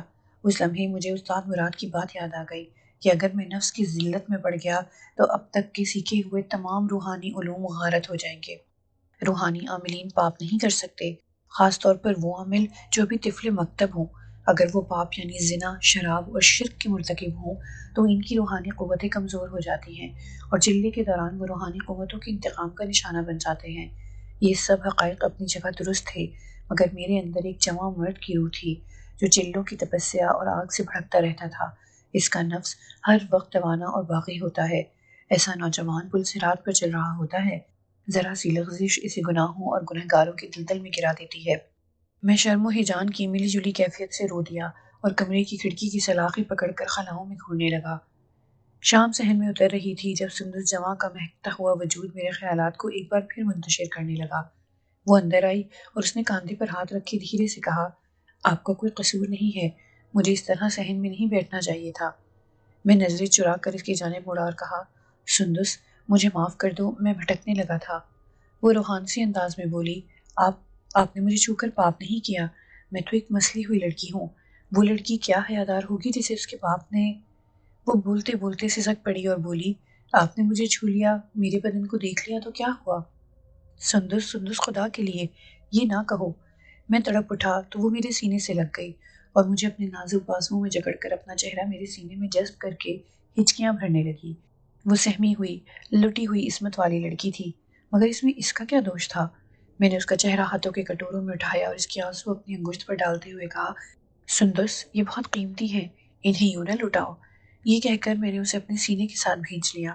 سندس تم میری ہو، میری ہو، تم سے بڑھ کر حیادار کون ہوگا؟ تیرا وجود پاک ہے، تیری روح پاک ہے، آئندہ ایسا مت کہنا کہ تم پاکیزہ نہیں ہو۔ وہ میرے سینے سے لگ کر بہت روئی تھی۔ اسے آج ایک مددگار مل گیا تھا جس کے ساتھ لگ کے وہ جی بھر کے روئی۔ صحن میں رات اتر چکی تھی، اندر دو محبت کرنے والوں کی سچی محبت کا چاند طلوع ہو رہا تھا۔ میرے اندر کا شیطان انسان محبت کے پاکیزہ اور لطیف جذبوں سے سدھر گیا تھا۔ ہم دونوں نے اس رات خاصی دیر تک باتیں کی۔ میں نے سندس سے شادی کا تہیہ کر لیا۔ اس رات ہم دونوں کا دل سونے کو نہیں جا رہا تھا، لیکن میں اپنے نفس کی طہارت اور سندس کی نظروں میں اپنا وقار قائم رکھنا چاہتا تھا۔ اب مجھے سندس کی محبت حاصل کرنے کے لیے دوسری رات کا عمل کرنے کی ضرورت نہیں رہی تھی۔ پہلی رات کے عمل نے ہی اس کے اندر التفات کی چپ جگا دی تھی۔ یہ سیاہ منگل کی رات تھی، ہاتھ کو ہاتھ سجھائی نہیں دے رہا تھا، سمندر کی بکھری ہوئی لہروں کا شور سنائی دے رہا تھا۔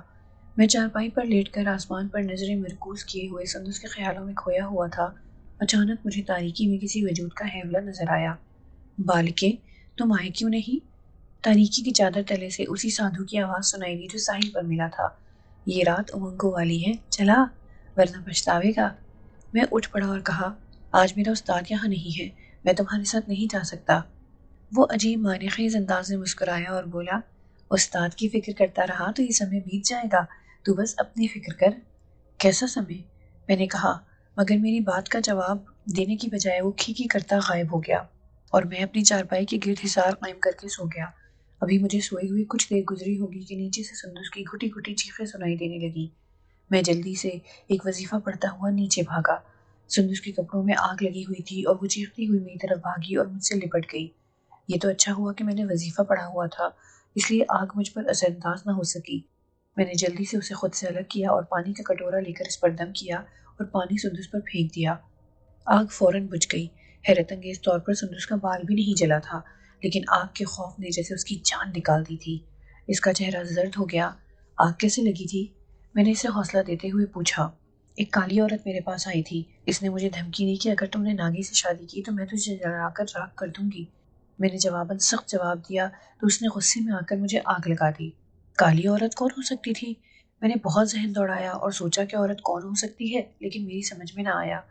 اگر میں اس وقت عملیات کا ماہر ہوتا تو یقیناً اس عورت کا پتہ چلا لیتا، مگر میری کم علمی کے باعث مجھ سے ایک اہم موقع ضائع ہو گیا اور میری اس کوتاہی کے نتیجے میں سندس مجھ سے بہت دور چلی گئی، اتنی دور کہ میں تو کیا دنیا کے سارے عامل جادوگر مل کر بھی اس کو واپس نہیں لا سکتے تھے۔ اگلی صبح استاد مراد آیا تو میں نے اسے رات کے واقعے سے آگاہ کیا تو وہ بولا، وہ پدمنی ہوگی۔ پدمنی کا نام سنتے ہی میرے تن بدن میں آگ لگ گئی۔ استاد، میری سندس کو اس حرام زادی کے قہر سے بچا لو، اس نے سندس کو دیکھ لیا ہے تو میری خوشیوں کی برباد کر ڈالے گی۔ استاد مراد نے ٹھنڈی سانس بھری اور بولا، ناگی، ایران کے حالات بدل رہے ہیں، انقلاب آ رہا ہے، تجریش کی پہاڑیوں میں شاہ کے عاملوں پر موت کے پہرے لگ چکے ہیں۔ شاہ کے خلاف خفیہ انقلاب کی تیاریاں ہو رہی ہیں۔ میرا علم بتاتا ہے کہ یہ انقلاب آئے گا اور سارے عاملوں کو یہاں سے بھاگنا ہوگا۔ پچھلی رات تجریش میں 2 ہندو عامل مار دیے گئے ہیں۔ شاہ ایران کی سفاک انٹیلیجنس ساوک کو شک ہے کہ ان کو انقلابیوں نے مار ڈالا ہے۔ سچ تو یہ ہے کہ میں خود شاہ ایران کو تباہ و برباد کرنا چاہتا ہوں، اس لیے مجھے اب کچھ عرصے کے لیے یہاں سے نکل جانا چاہیے، کیونکہ جو عامل مارے گئے ہیں وہ میرے دشمن تھے۔ فی الحال ساوک میں میرے 2-4 مرید ایسے ہیں جنہوں نے مجھے مطلع کر دیا ہے کہ اس کیس کو انکوائری کرنے پر مامور ہے۔ جب تک انکوائری مکمل نہیں ہو جاتی تم ایران سے چلے جاؤ، لہٰذا ہمیں آج ہی یہاں سے فجیرہ جانا ہے۔ سندس کو تیار کرو، ہم فجیرہ کے جزیرے پر پدمنی کو قابو کریں گے۔ میں اس افراتفری میں استاد مراد کو پراسرار سادھو کے بارے میں بتانا بھول گیا۔ ہم تیار ہوئے اور شام ہوتے ہی ساحل پر پہنچ گئے۔ استاد مراد کا ایک جاننے والا سٹیمر لے آیا اور اس میں سوار ہو کر فجیرہ کی جانب چل دیے۔ سٹیمر آہستہ آہستہ پانیوں پر چلتا رہا۔ 3-4 گھنٹے گزر گئے مگر فجیرہ نہیں آیا تو استاد مراد نے سٹیمر والے سے پوچھا، فجیرہ کیوں نہیں آ رہا؟ اس نے کوئی معقول جواب نہیں دیا۔ استاد مراد کو فکر لگ گئی کہ فجیرہ اتنی دور نہیں ہے، یہ اسٹیمر والا ہمیں کہیں اور لے جا رہا ہے۔ رات اندھیری تھی، اس لیے کچھ معلوم نہیں تھا کہ وہ ہمیں کہاں لے جا رہا ہے۔ آدھی رات گزری تو پچھلی رات کا چاند طلوع ہو گیا تو سمندر پر روشنی پڑنے سے قدرے اجالا ہوا۔ اوہ! استاد کے منہ سے نکلا، حرام زادے تو ہمیں کہاں لے آیا ہے؟ استاد مراد گھبرا گیا اور کشتی بانڈ کی طرف بڑھا۔ اسٹیمر واپس موڑ، مگر اس نے استاد کی بات نہ سنی۔ اس نے اپنے ساتھیوں کو مخصوص اشارہ کیا تو استاد پر پل پڑے۔ میں اس اچانک افتاد کے لیے ذہنی طور پر تیار نہیں تھا۔ سندس گھبرا کر رونے لگی تو میں نے اسے دلاسا دیا اور کہا، تم یہاں بیٹھی رہو، میں استاد کی مدد کرتا ہوں۔ میں نے کشتی میں رکھا ہوا ایک پتوار اٹھایا اور ان خلاصیوں پر حملہ کر دیا جو استاد کو پکڑ کر سمندر میں گرانے کی کوشش کر رہے تھے۔ میں نے ایک آدمی کی کمر توڑ کر رکھ دی اور دوسرے کا سر کھول دیا۔ تیسرا ہاتھی اسٹیمر چلا رہا تھا۔ اس نے دونوں ساتھیوں کی حالت دیکھی تو اسٹیمر کی رفتار تیز کر دی۔ آسمان خاصا روشن ہو چکا تھا۔ کچھ فاصلے پر ایک پہاڑی نما جزیرہ نظر آنے لگا۔ اسٹیمر کا رخ اس جانب تھا۔ میں اسٹیمر والے کے سر پر پہنچا، اس کو واپس موڑنے کے لیے کہنے والا تھا کہ عقب میں سندس نے دل دوست چیخ ماری۔ میں نے پلٹ کر دیکھا، وہی کوتاہ قامت سادھو اس کے سامنے کھڑا تھا اور اسے ڈرانے کی کوشش کر رہا تھا۔ تو کہاں سے آ گیا حرام زادے؟ میرے منہ سے نکلا اور استاد مراد کو آواز دے کر اس کے وجود سے باخبر کر دیا، مگر استاد نے جیسے بات ہی نہ سنی۔ وہ منہ میں کچھ پڑھ رہا تھا، لیکن اس وقت تک بہت دیر ہو چکی تھی۔ اسٹیمر جزیرے پر پہنچ گیا تھا اور اسی لمحے استاد نے عملیات پڑھ کر سادھو کی طرف پھونک ماری تھی، مگر وہ حرام زادہ چھلاوے کی طرح جزیرے کی طرف اڑ گیا۔ یہ حرامی فتنہ کہاں سے آ گیا؟ یہ جزیرہ ان شیطانوں کے استھان ہے۔ میں نے استاد کو اس کے بارے میں بتایا تو استاد کا چہرہ غصے سے بھر گیا۔ تو نے بہت بڑی غلطی کی ہے ناگی، اگر مجھے اس سے باخبر کر دیتا تو میں اس کا اپائے کر کے چلتا۔ مجھے کیا معلوم تھا کہ یہ شیطان تجھ سے مل چکا ہے؟ تیری غفلت نے مجھے امتحان میں ڈال دیا ہے۔ مجھے یقین ہے کہ یہ شیطان ہی ہمارے اسٹیمر کو یہاں کھینچ لایا ہے۔ تو اگر بتا دیتا کہ اس نے تجھے اپنے پربھو سے ملوانے کے لیے زور ڈالا تھا تو میں تمہیں بتا دیتا کہ اب ہمارے ساتھ کیا ہونے والا ہے۔ کیا ہونے والا ہے؟ میں نے استاد سے پوچھا۔ بھارت کے ہندو عامل اس جزیرے پر رہتے ہیں۔ جو بھی نیا عملیات سیکھنے کی کوشش کرتا ہے تو یہ اسے روحانیت سے گمراہ کر کے کالے جادو کی راہ پر لگا دیتے ہیں۔ اگر وہ نوخیز عامل ان کی ہدایت پر عمل نہ کرے تو یہ اس پر بندشیں لگا دیتے ہیں۔ یہ کالے علم کے پجاریوں کی آماج گاہ ہے۔ ان لوگوں نے اس جزیرے پر کئی معصوم لڑکیوں کی بلی چڑھائی ہے۔ کچھ کہتے کہتے اچانک استاد مراد کی نظریں سندس پر پڑی تو وہ خاموش ہو گیا۔ اس کی آنکھوں میں الجھن تھی۔ ناگی، سندس کی حفاظت کے لیے ہمیں اپنی جان سے گزرنا ہوگا، مگر فی الحال نہ اپنی جان قربان کر سکتا ہوں نہ تمہاری۔ سندس کی جان کی گارنٹی نہیں دی جا سکتی۔ استاد، کیسی باتیں کرتے ہو؟ کیا تم مذاق کر رہے ہو؟ سندس مجھے بہت عزیز ہے، تم جانتے ہو میں اس سے پیار کرنے لگا ہوں۔ ناگی، اپنا دماغ ٹھنڈا کر کے سوچو، آج بدوار کی رات ہے۔ اس سحرات کو کالے عامل کالے عملیات سیکھنے کے لیے ایسی لڑکی کو قربان کرتے ہیں جو ان کے دیوتاؤں اور طاغوتی قوتوں کو راس ہو۔ سندس ایک راس لڑکی ہے۔ مجھے اب سمجھ آ رہی ہے کہ ہمارے لیے جان بوجھ کر ایسے حالات پیدا کر کے یہاں لایا گیا ہے۔ سادھو پہلے تمہیں بہلا پھسلا کر یہاں بلانا چاہتا تھا تاکہ بعد ازاں تم سندس کو یہاں لا سکتے، لیکن اب تو حالات مختلف ہیں، ہم جال میں پھنس چکے ہیں۔ سادھو کو دیکھنے کے بعد سندس کی حالت غیر ہو رہی تھی۔ میں نے اس کی طرف نظر دوڑائی اور پھر اپنے اندر پھوٹنے والی اس روشنی پر نظریں جمانے لگا جو اپنے مقدس جذبوں کے تحفظ کے لیے میری رگ رگ سے پھوٹ رہی تھی۔ میں نے استاد سے کہہ دیا کہ میں سندس کو قربان نہیں ہونے دوں گا، مگر میرے یہ سب ارادے اور قوتیں ریت کی دیوار ثابت ہوئیں۔ مجھے نہیں معلوم تھا کہ کالے جادوگروں کی اس سرزمین پر طاغوتی طاقتیں ہم پر غالب آ جائیں گی اور میں سندس جیسی معصوم اور پاکیزہ لڑکی سے محروم ہو جاؤں گا۔ اسٹیمر رکتے ہی 3-4 ہٹے کٹے سادھو اچانک نمودار ہوئے اور ہمیں پکڑ کر جزیرے پر لے گئے۔ استاد مراد بے قراری سے سادھوؤں کے چنگل سے نکلنے کی کوشش کرنے لگا۔ میں حیران تھا کہ استاد یہاں سے فرار حاصل کیوں کرنا چاہتا ہے۔ اس کا جواب مجھے بہت جلد مل گیا۔ سادھو ہم دونوں کو دھکیلتے ہوئے ایک پہاڑی کوہ میں لے گئے جہاں سندل کی لکڑی کا الاؤ جل رہا تھا، جبکہ سندس کو وہ نہایت عقیدت و احترام سے یوں تھام کر چل رہے تھے جیسے وہ کوئی عورت نہ ہو، ماتا یا کسی دیوی کا پرتو ہو۔ الاؤ کے گرد 10-12 کالے بھجنگ سادھو نیم اریاں ہو کر مورتیاں سجائے عمل پڑھنے میں مصروف تھے۔ ہماری آمد پر وہ اپنے عمل چھوڑ کر کھڑے ہو گئے۔ ان کے چہروں پر صفاقیاں تیر رہی تھیں۔ الاؤ سے چند قدم دور ایک سادھو بیٹھا تھا۔ اس نے وہیں سے آواز لگائی، آ گئے سبزواری، تو نے بڑا انتظار کرایا ہے۔ اچھا ہوا تم سب اکٹھے ہو گئے ہو۔ یہ کہتا ہوا ہمارے قریب آیا تو مجھے لگا جیسے میں نے اسے پہلے بھی کہیں دیکھا ہے۔ کالی ناتھ شیرازی۔ استاد مراد اسے دیکھتے ہی دانت پیسنے لگا۔ تیرا خواب پورا نہیں ہونے دوں گا، میں تجھے کتے کی موت ماروں گا۔ جواب میں کالی ناتھ نے ایک بلند شگاف مکروہ قہقہہ لگایا تو پوری پہاڑی اس کے طاغوتی قہقہے سے گونج اٹھی۔ تیرا سسواری تو پاگل ہے، یہ جانتا ہے اس مرگھٹ اور استھان پر صرف کالینات کی حکومت ہے، یہاں سے کوئی واپس نہیں جا سکتا۔ پھر تم لوگ واپس کیسے جاؤ گے؟ اگر تم زندہ جانا چاہتے ہو تو ایک شرط ہے۔ میں تیری کوئی شرط پوری نہیں کروں گا، استاد مراد غرایا۔ چلو نہ مانو، اچھا ہے تم نہ ہی مانو۔ وہ مکروہ قہقہے لگاتا سندس کے پاس گیا اور سادھو سے بولا، اس کنیا کی بلی چڑھانے کا انتظام کرو، سمے بس آنے والا ہے۔ آج میں کالی ماتا کو اس کنیا کے علاوہ ان پاپیوں کی بھیٹ چڑھا کر ان کے لہو سے دیوی کو اشنان کراؤں گا تو دیوتا ہمارے گیان میں اضافہ کرے گا۔ جے پربھو کی۔ سادھو ہاتھ جوڑ کر اس درندہ صفت خونی کالی ناتھ کی مالا جپنے لگے، اور پھر دیکھتے ہی دیکھتے سادھوؤں نے ہمیں رسیوں میں باندھ دیا اور سندس کی بلی چڑھانے کی تیاریاں کرنے لگے۔ استاد، ان کی شرط مان لینے میں کیا حرج ہے؟ میں نے حالات کی سفاکی کا اندازہ لگاتے ہوئے کہا۔ کچھ فائدہ نہیں ہوگا، استاد غراہٹ کے انداز میں بولا۔ کالی ناتھ کو گمان ہے کہ میں اس کا کچھ نہیں بگاڑ سکوں گا۔ کاش ناگی تو نے کچھ علم سیکھے ہوتے تو آج ہم پر یہ قیامت نہ گزرتی۔ میاں جی کو اپنی مدد کے لیے بلانے لگا ہوں، کیونکہ میں اکیلا ان کے مقابلے پر کھڑا رہا تو سندس ہمارے ہاتھوں سے نکل جائے گی۔ تم اس دوران خود کو اس ہار کے اندر قید کر لو، تمہارا علم کچا ہے اس لیے تم اس کے وار سے بچ نہ سکو گے۔ استاد مراد نے مجھے یہ ساری باتیں پنجابی میں سمجھا دی تھی، سادھو فارسی اور ہندی بول سکتے تھے، اس لیے وہ ہمارے منصوبے کو نہ جان سکے۔ استاد مراد کی رسیوں کی بندش میں جکڑے ہونے کے باوجود میاں جی سے مدد طلب کرنے لگا۔ اسے کافی دیر ہو گئی مگر اس کی مراد پوری نہ ہونے پائی تھی کہ مجھے سندس کی دل توز چیخ سنائی دی۔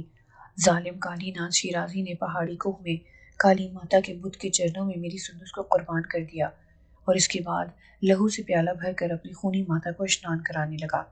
سندس کی ہلاکت کا منظر دیکھ کر میری جان نکل گئی، میری آنکھیں بے اختیار برسنے لگی، اور میں اس وقت کو کوسنے لگا جب میرے میاں جی اور استاد مراد سے عملیات اور وظائف کی طاقت سے مالا مال کرنے کے لیے مجھے قائل کرتے رہے تھے، مگر میں ان کو خاطر میں نہیں لاتا تھا۔ مجھ سے میری سندس چھن گئی تو میرے اندر شکستگی اور لاچارگی نے پنجے گاڑ لیے۔ استاد مراد اس خونی منظر کو دیکھ کر خاموش رہا اور متواتر عمل بڑھتا رہا۔ استاد، تیرے عمل اب کس کام کے؟ میں بلکتا ہوا کہنے لگا۔ ظالموں نے میری سندس کو مار دیا ہے استاد، میں بے جان سا ہو گیا۔ ناگی سنبھلو، میاں جی آ رہے ہیں، استاد مراد ہذیانی انداز میں بولا، اور اسی اثنا میں ایک سیاہ بجنگ عورت سندس کا خون آلود سر اٹھائے میرے سامنے آئی اور بولی، ناگی، میں پدمنی ہوں، میں تیرے پرکھوں کا حساب تجھ سے لوں گی اور تجھے ساری عمر کاٹتی رہوں گی۔ یہ کہہ کر اس خرافہ نے سندس کے کٹے ہوئے سر کو بالوں سے پکڑا اور اس کی قندیلوں جیسی روشن آنکھوں میں انگلیاں چبو کر بولی، میں تیری زندگی میں اندھیرے بھر دوں گی۔ اس سے قبل کہ وہ کچھ کہتی، ماحول میں یکدم سرد طوفان سا پیدا ہو گیا اور ایسا لگا جیسے بہت سی طاقتیں طوفان سے لے کر آ گئی ہیں۔ پدمنی نے چیخ ماری اور کالی ناتھ شیرازی کو پکارنے لگی، ناتھ، میاں جی آ گئے ہیں، آتوم، ترتوش، ناتھ ہوشیار ہو جاؤ۔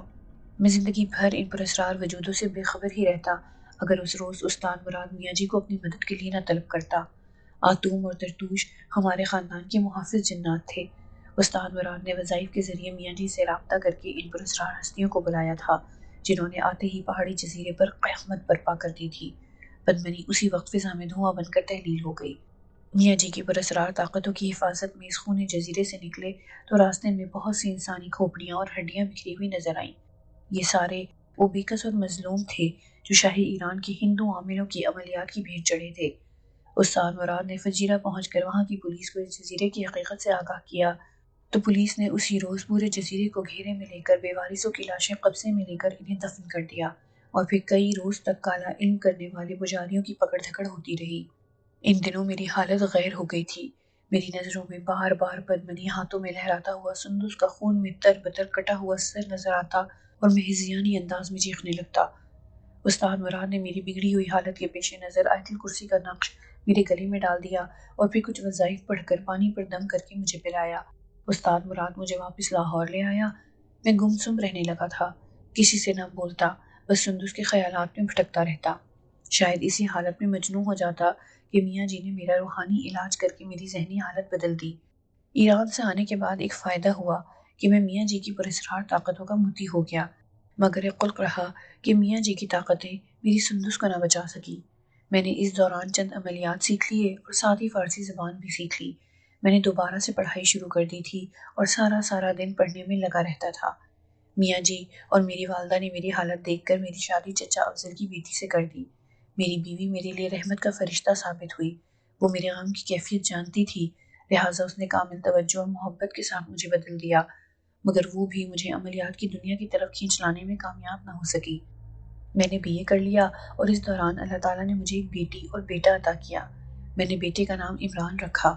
استاد مراد واپس ایران جا چکا تھا اور میں اپنے کاموں میں مگن تھا۔ اس بار استاد مراد 3 سال کے بعد لاہور آیا تو وہ بہت خوش تھا، کہنے لگا کہ ایران میں شاہ ایران کے خلاف بغاوت کامیاب ہو رہی ہے، انشاءاللہ مطلق العنان حکمران اپنے انجام کو پہنچے گا۔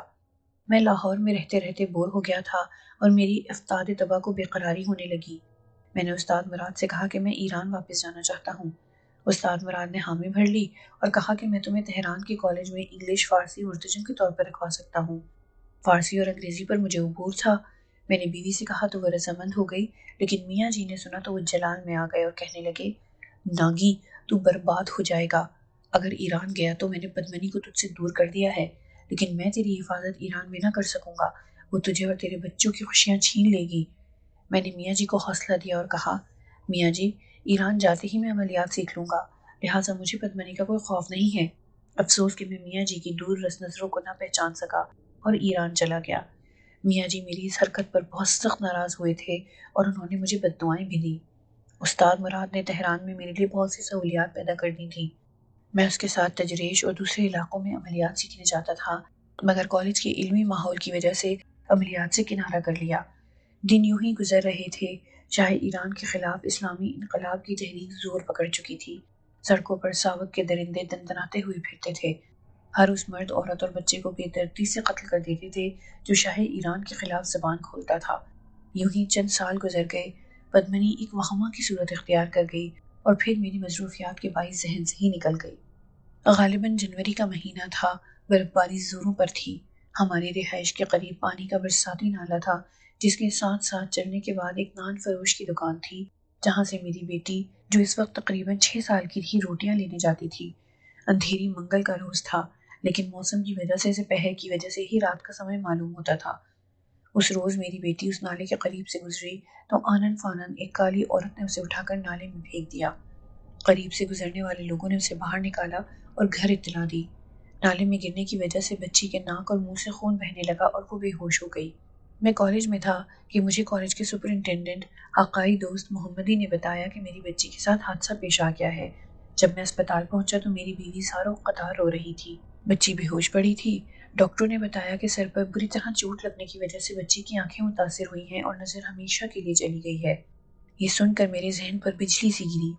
استاد مراد بھی بچی کو دیکھنے کے لیے اسپتال آیا اور بچی کے پاس بیٹھ کر ایک عمل کرنے لگا۔ اس نے اپنے موکل کے ذریعے معلوم کیا کہ پدمنی نے اس کو مارنے کی غرض سے اسے نالے میں پھینکا تھا۔ پدمنی کا نام سنتے ہی میری بیوی گھبرا گئی اور خود میری رگوں میں خون کی گردش تیز ہو گئی۔ استاد مراد نے مجھے کہا کہ پدمنی اب تمہارے بچوں کے پیچھے پڑ گئی ہے، اس لیے تم عملیات باقاعدگی سے سیکھنا شروع کر لو، مگر میں نے استاد کو ٹال دیا۔ 7 دن گزرے تھے کہ اگلی منگل کو میرے 2 سالہ بیٹے عمران ناگی کے ساتھ ایسا ہی حادثہ پیش آ گیا۔ اس روز بھی میں کالج میں تھا کہ مجھے اطلاع ملی کہ پدمنی نے اسے اندھا کر دیا ہے۔ میں اطلاع ملتے ہی بیمارستان ہسپتال پہنچا۔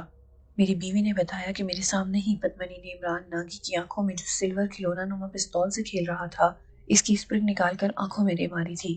پدمنی نے جاتے جاتے مجھے زوردار دھکا دیا اور کہا کہ اب تیری باری ہے۔ پدمنی نے چند ہی روز میں میری دنیا تاریک کر دی۔ میرے دونوں معصوم بچے اندھے ہو گئے تھے۔ مجھے اب اس کے سوا کوئی چارہ نہ تھا کہ میں بالآخر اس دنیا کی طرف نکل جاؤں جس کی طرف جانے سے میں ہمیشہ کتراتا رہا تھا۔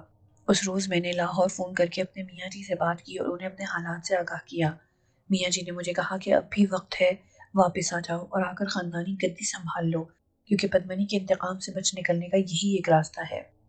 ان حالات میں نے استاد مراد سے کہا کہ اب میں اس کے ساتھ چلہ کشی کے لیے تجریش کی پہاڑیوں میں ضرور جاؤں گا۔ مغرب کے بعد استاد مراد نے جانے کی تیاریاں شروع کر دی۔ تجریش کی پہاڑیاں نظام آباد سے کچھ فاصلے پر تھیں۔ سردی بہت زیادہ تھی اور ہر طرف برف کی سفید چادر اوڑھے سڑکیں اور راستے ویران نظر آ رہے تھے۔ کبھی کبھار کوئی گاڑی جس نے ٹائروں میں لوہے کے سنگل باندھے ہوئے تھے برف سے لدی ہوئی راستوں کا سینہ چیرتی ہوئی پاس سے گزرتی تو ماحول میں ایک عجیب سا شور برپا ہوتا۔ جب ہم وہاں پہنچے تو عشاء کی اذانیں ہو رہی تھیں۔ استاد مراد نے مجھے بتایا کہ چلے کا وقت شروع ہو چکا ہے، اب ہمیں عمل شروع کرنے چاہیے۔ استاد مراد نے بتایا کہ ناگی بیٹا، ہمارے عملیات عشاء کی اذان سے فجر کی اذان ہونے سے پہلے تک ہی ہو سکتے ہیں۔ آج کا کام ذرا زیادہ ہے، اس لیے حوصلہ قائم رکھنا۔ پہاڑیوں کے درمیان ایک غار تھا، وہاں استاد مراد کا مددگار آقائی مصطفیٰ پہلے ہی سے موجود تھا۔ اس نے کوئلوں کی انگیٹھی سلگا رکھی تھی، جس کی وجہ سے غار کے اندر خاصی گرمی تھی۔ عملیات کا سارا سامان استاد نے صبح ہی منگوا لیا تھا۔ استاد نے مجھے الو منتر اور دیوی راز کا کالا علم سکھانے کے لیے خصوصی انتظامات کیے تھے۔ وہ رات میں نے استاد مراد کے ساتھ عملیات کرتے ہوئے گزاری اور پھر میرا معمول بن گیا۔ جب مجھے استاد مراد کے ساتھ جاتے ہوئے 7 دن مکمل ہو گئے تو استاد مراد نے پدمنی کو میرے سامنے حاضر کیا اور اسے سوال و جواب کا سلسلہ شروع کیا۔ اس کی انتقام بھری باتوں سے میں وقتی طور پر خوفزدہ ہو گیا، لیکن استاد مراد کا لہجہ بہت زیادہ سخت اور کرخت تھا۔ استاد مراد پدمنی کو زیر نہیں کر سکا تھا۔ جب اس نے بہت سی باتوں کا انکشاف کیا تو میں نے دوسرے دن لاہور اپنے والد صاحب میاں جی سے رابطہ کیا تو انہوں نے سختی سے کہا کہ اب بھی وقت ہے کہ بچوں کو واپس لاہور لے آؤ اور اپنا جدی پشتی کام سنبھال لے۔ میری زندگی کا شاید یہ پہلا موقع تھا کہ ان کی باتیں میرے ذہن میں جم گئیں، اور نہ چاہتے ہوئے بھی میرا دل چاہا کہ میں اسی لمحے اپنے والد کے پاس پہنچ جاؤں اور ان سے معافی مانگ لوں۔ تاہم ان کی باتوں سے مجھے حوصلہ ہوا۔ استاد مراد نے بھی اپنی زبان میں میاں جی سے عملیات کے بارے میں بہت سی باتیں کی، پدمنی کے بارے میں انکشافات کیے جنہیں سن کر میرے رونگٹے کھڑے ہو گئے۔ میرے دل میں پدمنی کو نیست و نابود کرنے کا جوش پیدا ہو گیا اور میں سوتے جاگتے، اٹھتے بیٹھتے پدمنی کے بارے میں سوچنے لگا۔ ان دنوں ایران کے سیاسی حالات انقلاب ایران کی وجہ سے بہت زیادہ خراب تھے۔ کرفیو اور فوج کی سختیوں کی وجہ سے کہیں آنے جانے اور بیرون ملک سفر پر مشکلات کا سامنا تھا۔ سیاسی سرگرمیوں اور جلسے جلوسوں کی وجہ سے کالج بھی بند تھے اور لوگ انقلاب ایران کی تیاریوں میں مصروف تھے۔ میں نے انقلاب ایران اپنی آنکھوں سے دیکھا ہے۔ شاہ ایران کو جان بچا کر ملک سے بھاگتے ہوئے امام خمینی کی ملک آمد پر پوری ایرانی قوم کا ان کو خوش آمدید کہنا، جگہ جگہ لوگ بکری ذبح کر رہے تھے، پھول نچھاور کر رہے تھے، بلکہ ایرانی کرنسی جن پر شاہ ایران رضا شاہ کی تصاویر تھیں ان کو پھولوں کی جگہ سڑکوں پر پھینک رہے تھے اور لوگ اوپر سے گزر رہے تھے۔ انقلاب ایران کے تقریباً 2 ماہ بعد میں نے والد صاحب کے اصرار اور اپنے دونوں بچوں کے تاریک مستقبل کو دیکھتے ہوئے واپسی کا پروگرام بنا لیا، اور تقریباً 1 ہفتے کے اندر میں والد صاحب کے پاس لاہور میں تھا۔ یہاں آ کر 6 ماہ ادھر ادھر بھٹکتا رہا، کبھی میاں جی کے آستانے پر چلا جاتا اور کبھی استاد مراد کے ساتھ راوی کے کنارے پر چلا جاتا، لیکن دل ایک جگہ ٹھہرتا ہی نہ تھا۔ ان دنوں والد صاحب کے شاگرد افضل کے پاس رہنے کے لیے گاہے بگاہے سے گھر آنے لگے۔ اسی دوران میری تیسری بچی کی ولادت ہوئی۔ افضل کے ساتھ میرا کچھ دل لگ گیا تھا، لیکن کام میں دلچسپی وہی رہی جو استاد مراد کے ساتھ تھی، کوئی خاص لگاؤ پیدا نہ کر سکا۔ چھوٹی بچی تقریباً 6 ماہ کی ہو چکی تھی۔ میں ملتان میں افضل کے پاس اطلاع ملی کہ تمہاری چھوٹی بچی چھت سے گر گئی ہے۔ میں حیران ہوا کہ اتنی چھوٹی بچی کس طرح چھت سے گر گئی ہے۔ فوراً ہی لاہور واپس آیا۔ بیوی نے بتایا کہ میں چھت پر کھڑی تھی کہ وہی عورت پدمنی جس نے ایران میں میرے بیٹے کے ہاتھ سے پستول چھین کر اس کا اسپرنگ اس کی آنکھوں میں دے مارا تھا، میرے ہاتھ سے میری بچی کو چھین کر نیچے صحن میں پھینک دیا۔ اتنی چھوٹی بچی کو جب ایک منزل سے نیچے پھینکا جائے گا تو اس کے دماغ اور جسم کی تمام ہڈیاں ٹوٹ گئیں، صحن اور دیواریں خون کے چھینٹوں سے بھر گئیں اور بچی نے موقع پر ہی دم توڑ دیا۔ اس ناقابل برداشت واقعے نے میرے دل اور ذہن کو جھنجھوڑ کر رکھ دیا، اور مجھے اس بات کا پوری طرح یقین ہو گیا کہ ہمارے خاندان کے دشمن پدمنی نے میرے تینوں بچوں کو اپنے انتقام کا نشانہ بنایا ہے۔ ہو سکتا ہے اس کا اگلا وار میری بیوی پر ہو۔ یہ سوچ کر خوف کی ایک لہر میرے سارے بدن میں سرایت کر گئی، لیکن میں نے دل میں پدمنی کو نیست و نابود کرنے کا پکا ارادہ کر لیا اور اپنے اس ارادے کے متعلق میاں جی کو آگاہ کر دیا۔ میاں جی میرے کام میں دلچسپی اور توجہ دیکھ کر حیران رہ گئے۔ استاد مراد بھی کچھ مہینوں بعد ایران سے واپس لاہور آ گیا، اور اس طرح میاں جی کے ساتھ ساتھ استاد مراد کے ساتھ میرے چلوں اور عملیات کے لیے راوی کے کنارے قبرستان اور ویران جگہوں پر جانا معمول بن گیا۔ میں سارا دن رات کا انتظار کرتا رہتا۔ مغرب کے فوراً بعد میں چلہ کشی کا تھیلا اٹھا کر دیکھتا کہ اس میں کسی چیز کی کمی تو نہیں، اور عشاء ہونے سے پہلے ہی اپنی منزل کا رخ کرتا۔ اکثر چلے اور عملیات میں نے اپنے والد میاں محمد اشرف کے ساتھ کیے، لیکن بعض بہت خطرناک اور ناقابل یقین واقعات استاد مراد کی موجودگی میں میرے ساتھ پیش آئے۔ میرے والد استاد مراد سے اکثر اوقات میری دلچسپی اور کامیابی کے بارے میں پوچھتے رہتے اور میری دلچسپی اور شوق دیکھ کر خوش ہوتے۔ آخر میری زندگی میں وہ وقت آ ہی گیا جب میں نے پدمنی کو پہلی بار پکڑنے کے لیے میانی صاحب میں چلہ کاٹا، مگر وہ دغا دے گئی۔ لیکن چند روز بعد میں نے ملتان کی ایک درگاہ میں جا کر چلہ کاٹا اور اسے اپنے بزرگوں کی عطا کردہ روحانی قوتوں کے ذریعے پکڑ لیا۔ میں نے پدمنی کو اذیت ناک موت مارا اور اس کی صدیوں بھٹکتی آتما کا کریا کرم کر کے اس کی راکھ اسی درگاہ کے ایک کونے میں دبا دی۔ پدمنی کی ہلاکت کے بعد میرے خاندان نے سکھ کا سانس لیا، اور پھر میں نے پراسرار قوتوں کی حقیقت اور طاقت کو تسلیم کرتے ہوئے اس پیشے کو ہی اپنا اوڑھنا بچھونا بنا لیا۔ میں نے زندگی میں لوگوں کو پدمنی جیسی بہت سی روحوں کے وبال سے بچایا۔ عمران اور پومی ذرا بڑے ہوئے تو ان کی تعلیم کے بارے میں فکر لاحق ہوئی۔ راوی روڈ پر sunshine school for blind تھا۔ ان دونوں لڑکے لڑکیاں اسی اسکول میں اکٹھے پڑھتے تھے۔ نابینا افراد کے لیے الگ اسکول لاہور میں نہیں تھا۔ بچوں کو تعلیم کے حصول کے لیے میں نے اسی اسکول میں داخل کرا دیا۔ بچوں کی رہائش کا بندوبست بھی اسکول ہاسٹل میں ہی تھا۔ دونوں بچے وہیں رہنے لگے۔ بچوں کی جدائی ماں سے برداشت نہ ہو سکی تو وہ بیٹی کی یاد میں دن رات رونے لگی۔ میری بیٹی تو اپنے آپ کو اس ماحول میں ایڈجسٹ نہ کر پائی اور تھوڑے عرصے کے بعد گھر آ گئی، لیکن عمران کو وہاں کا ماحول راز آ گیا۔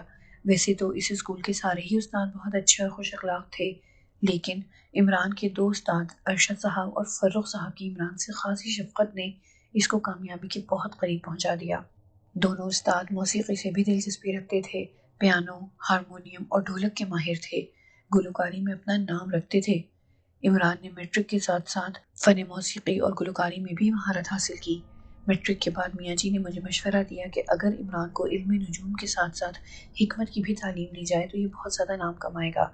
اپنی اس خواہش کا اظہار کرنے کے بعد میاں جی تو دنیا میں نہ رہے، لیکن میں نے ان کی خواہش کا احترام کرتے ہوئے اسے طیبہ کالج لاہور میں داخلہ دلوا دیا، جہاں 4 سالہ کورس کے بعد اس نے شاندار کامیابی حاصل کی اور اول درجے کی صنعت سے افروز ہو گیا۔ اس بات کو کئی سال بیت چکے ہیں۔ عمران ناگی اب ایک کامیاب حکیم اور نجومی بن کر خدمت خلق میں مصروف ہے۔ اس کا مرض شناسی کا عالم یہ ہے کہ بغیر کچھ بتائے صرف نبض چیک کرتے ہی مریض کو ایسی ایسی باتیں بتا دیتا ہے جو ڈاکٹر میڈیکل ٹیسٹوں کے بعد کنفرم کرتے ہیں۔ علم نجوم اور عملیات میں ماہر ہونے کے ساتھ ساتھ حکمت میں بھی کامیابی کی بلندیوں کو چھو رہا ہے۔ میرا خیال ہے کہ اس میں ہمارے جنات آتوم اور ترتوش کا بھی ہاتھ ہے، اور میاں جی نے حکمت میں دلچسپی اسی بنا پر ظاہر کی تھی۔ لیکن ایک بات کا دکھ ضرور ہے کہ میاں جی اس دنیا میں ہوتے تو آج اپنے بیٹے اور پوتے کی کامیابی دیکھ کر خوش ضرور ہوتے، اور میں نے بتاتا کہ آپ کے بیٹے اور پوتے نے آپ کی کوشش کو نہ صرف جاری رکھا ہے بلکہ اس سے بھی زیادہ کامیابی حاصل کی ہے۔ میرا چھوٹا بیٹا عرفان ناگی ایران سے واپس آنے کے 2 سال بعد پیدا ہوا تھا۔ اس کو بھی میں نے میاں جی کی خواہش کے مطابق ہومیوپیتھک کا کورس کروایا ہے، اور وہ بھی دوا اور دعا سے دکھی انسانیت کی خدمت میں مشغول ہے۔ ڈاکٹر عرفان ناگی شروع ہی سے علم نجوم میں دست و شناسی اور روحانی و مخفی علوم میں دلچسپی رکھتا تھا۔ جب کبھی اسکول سے چھٹی ہوتی تو میرے ساتھ آستانے پر چلا آتا اور مجھ سے ان علوم کے بارے میں مختلف سوالات کرتا رہتا، جبکہ میرا تیسرا بیٹا فیضان ناگی جو آج کل میٹرک میں پڑھ رہا ہے اور ساتھ ساتھ علوم مخفی اور روحانیت کے بارے میں بھی درس سنتا ہے، وہ کہتا ہے کہ میں نے اپنے پاپا کی طرح خدمت انسانی کرنا ہے۔ میں خدا کا شکر ادا کرتا ہوں کہ اس نے مجھ جیسے باغی کو تابعدار اور ذہین اولاد دی ہے جو اپنے باپ کی علمی وراثت کو لے کر آگے چل رہی ہے۔ اگر مجھے ذاتی تجربات سے واسطہ نہ پڑتا تو شاید ناخلف اولاد کی طرح اپنے بزرگوں کے فیض کو ترستا رہتا۔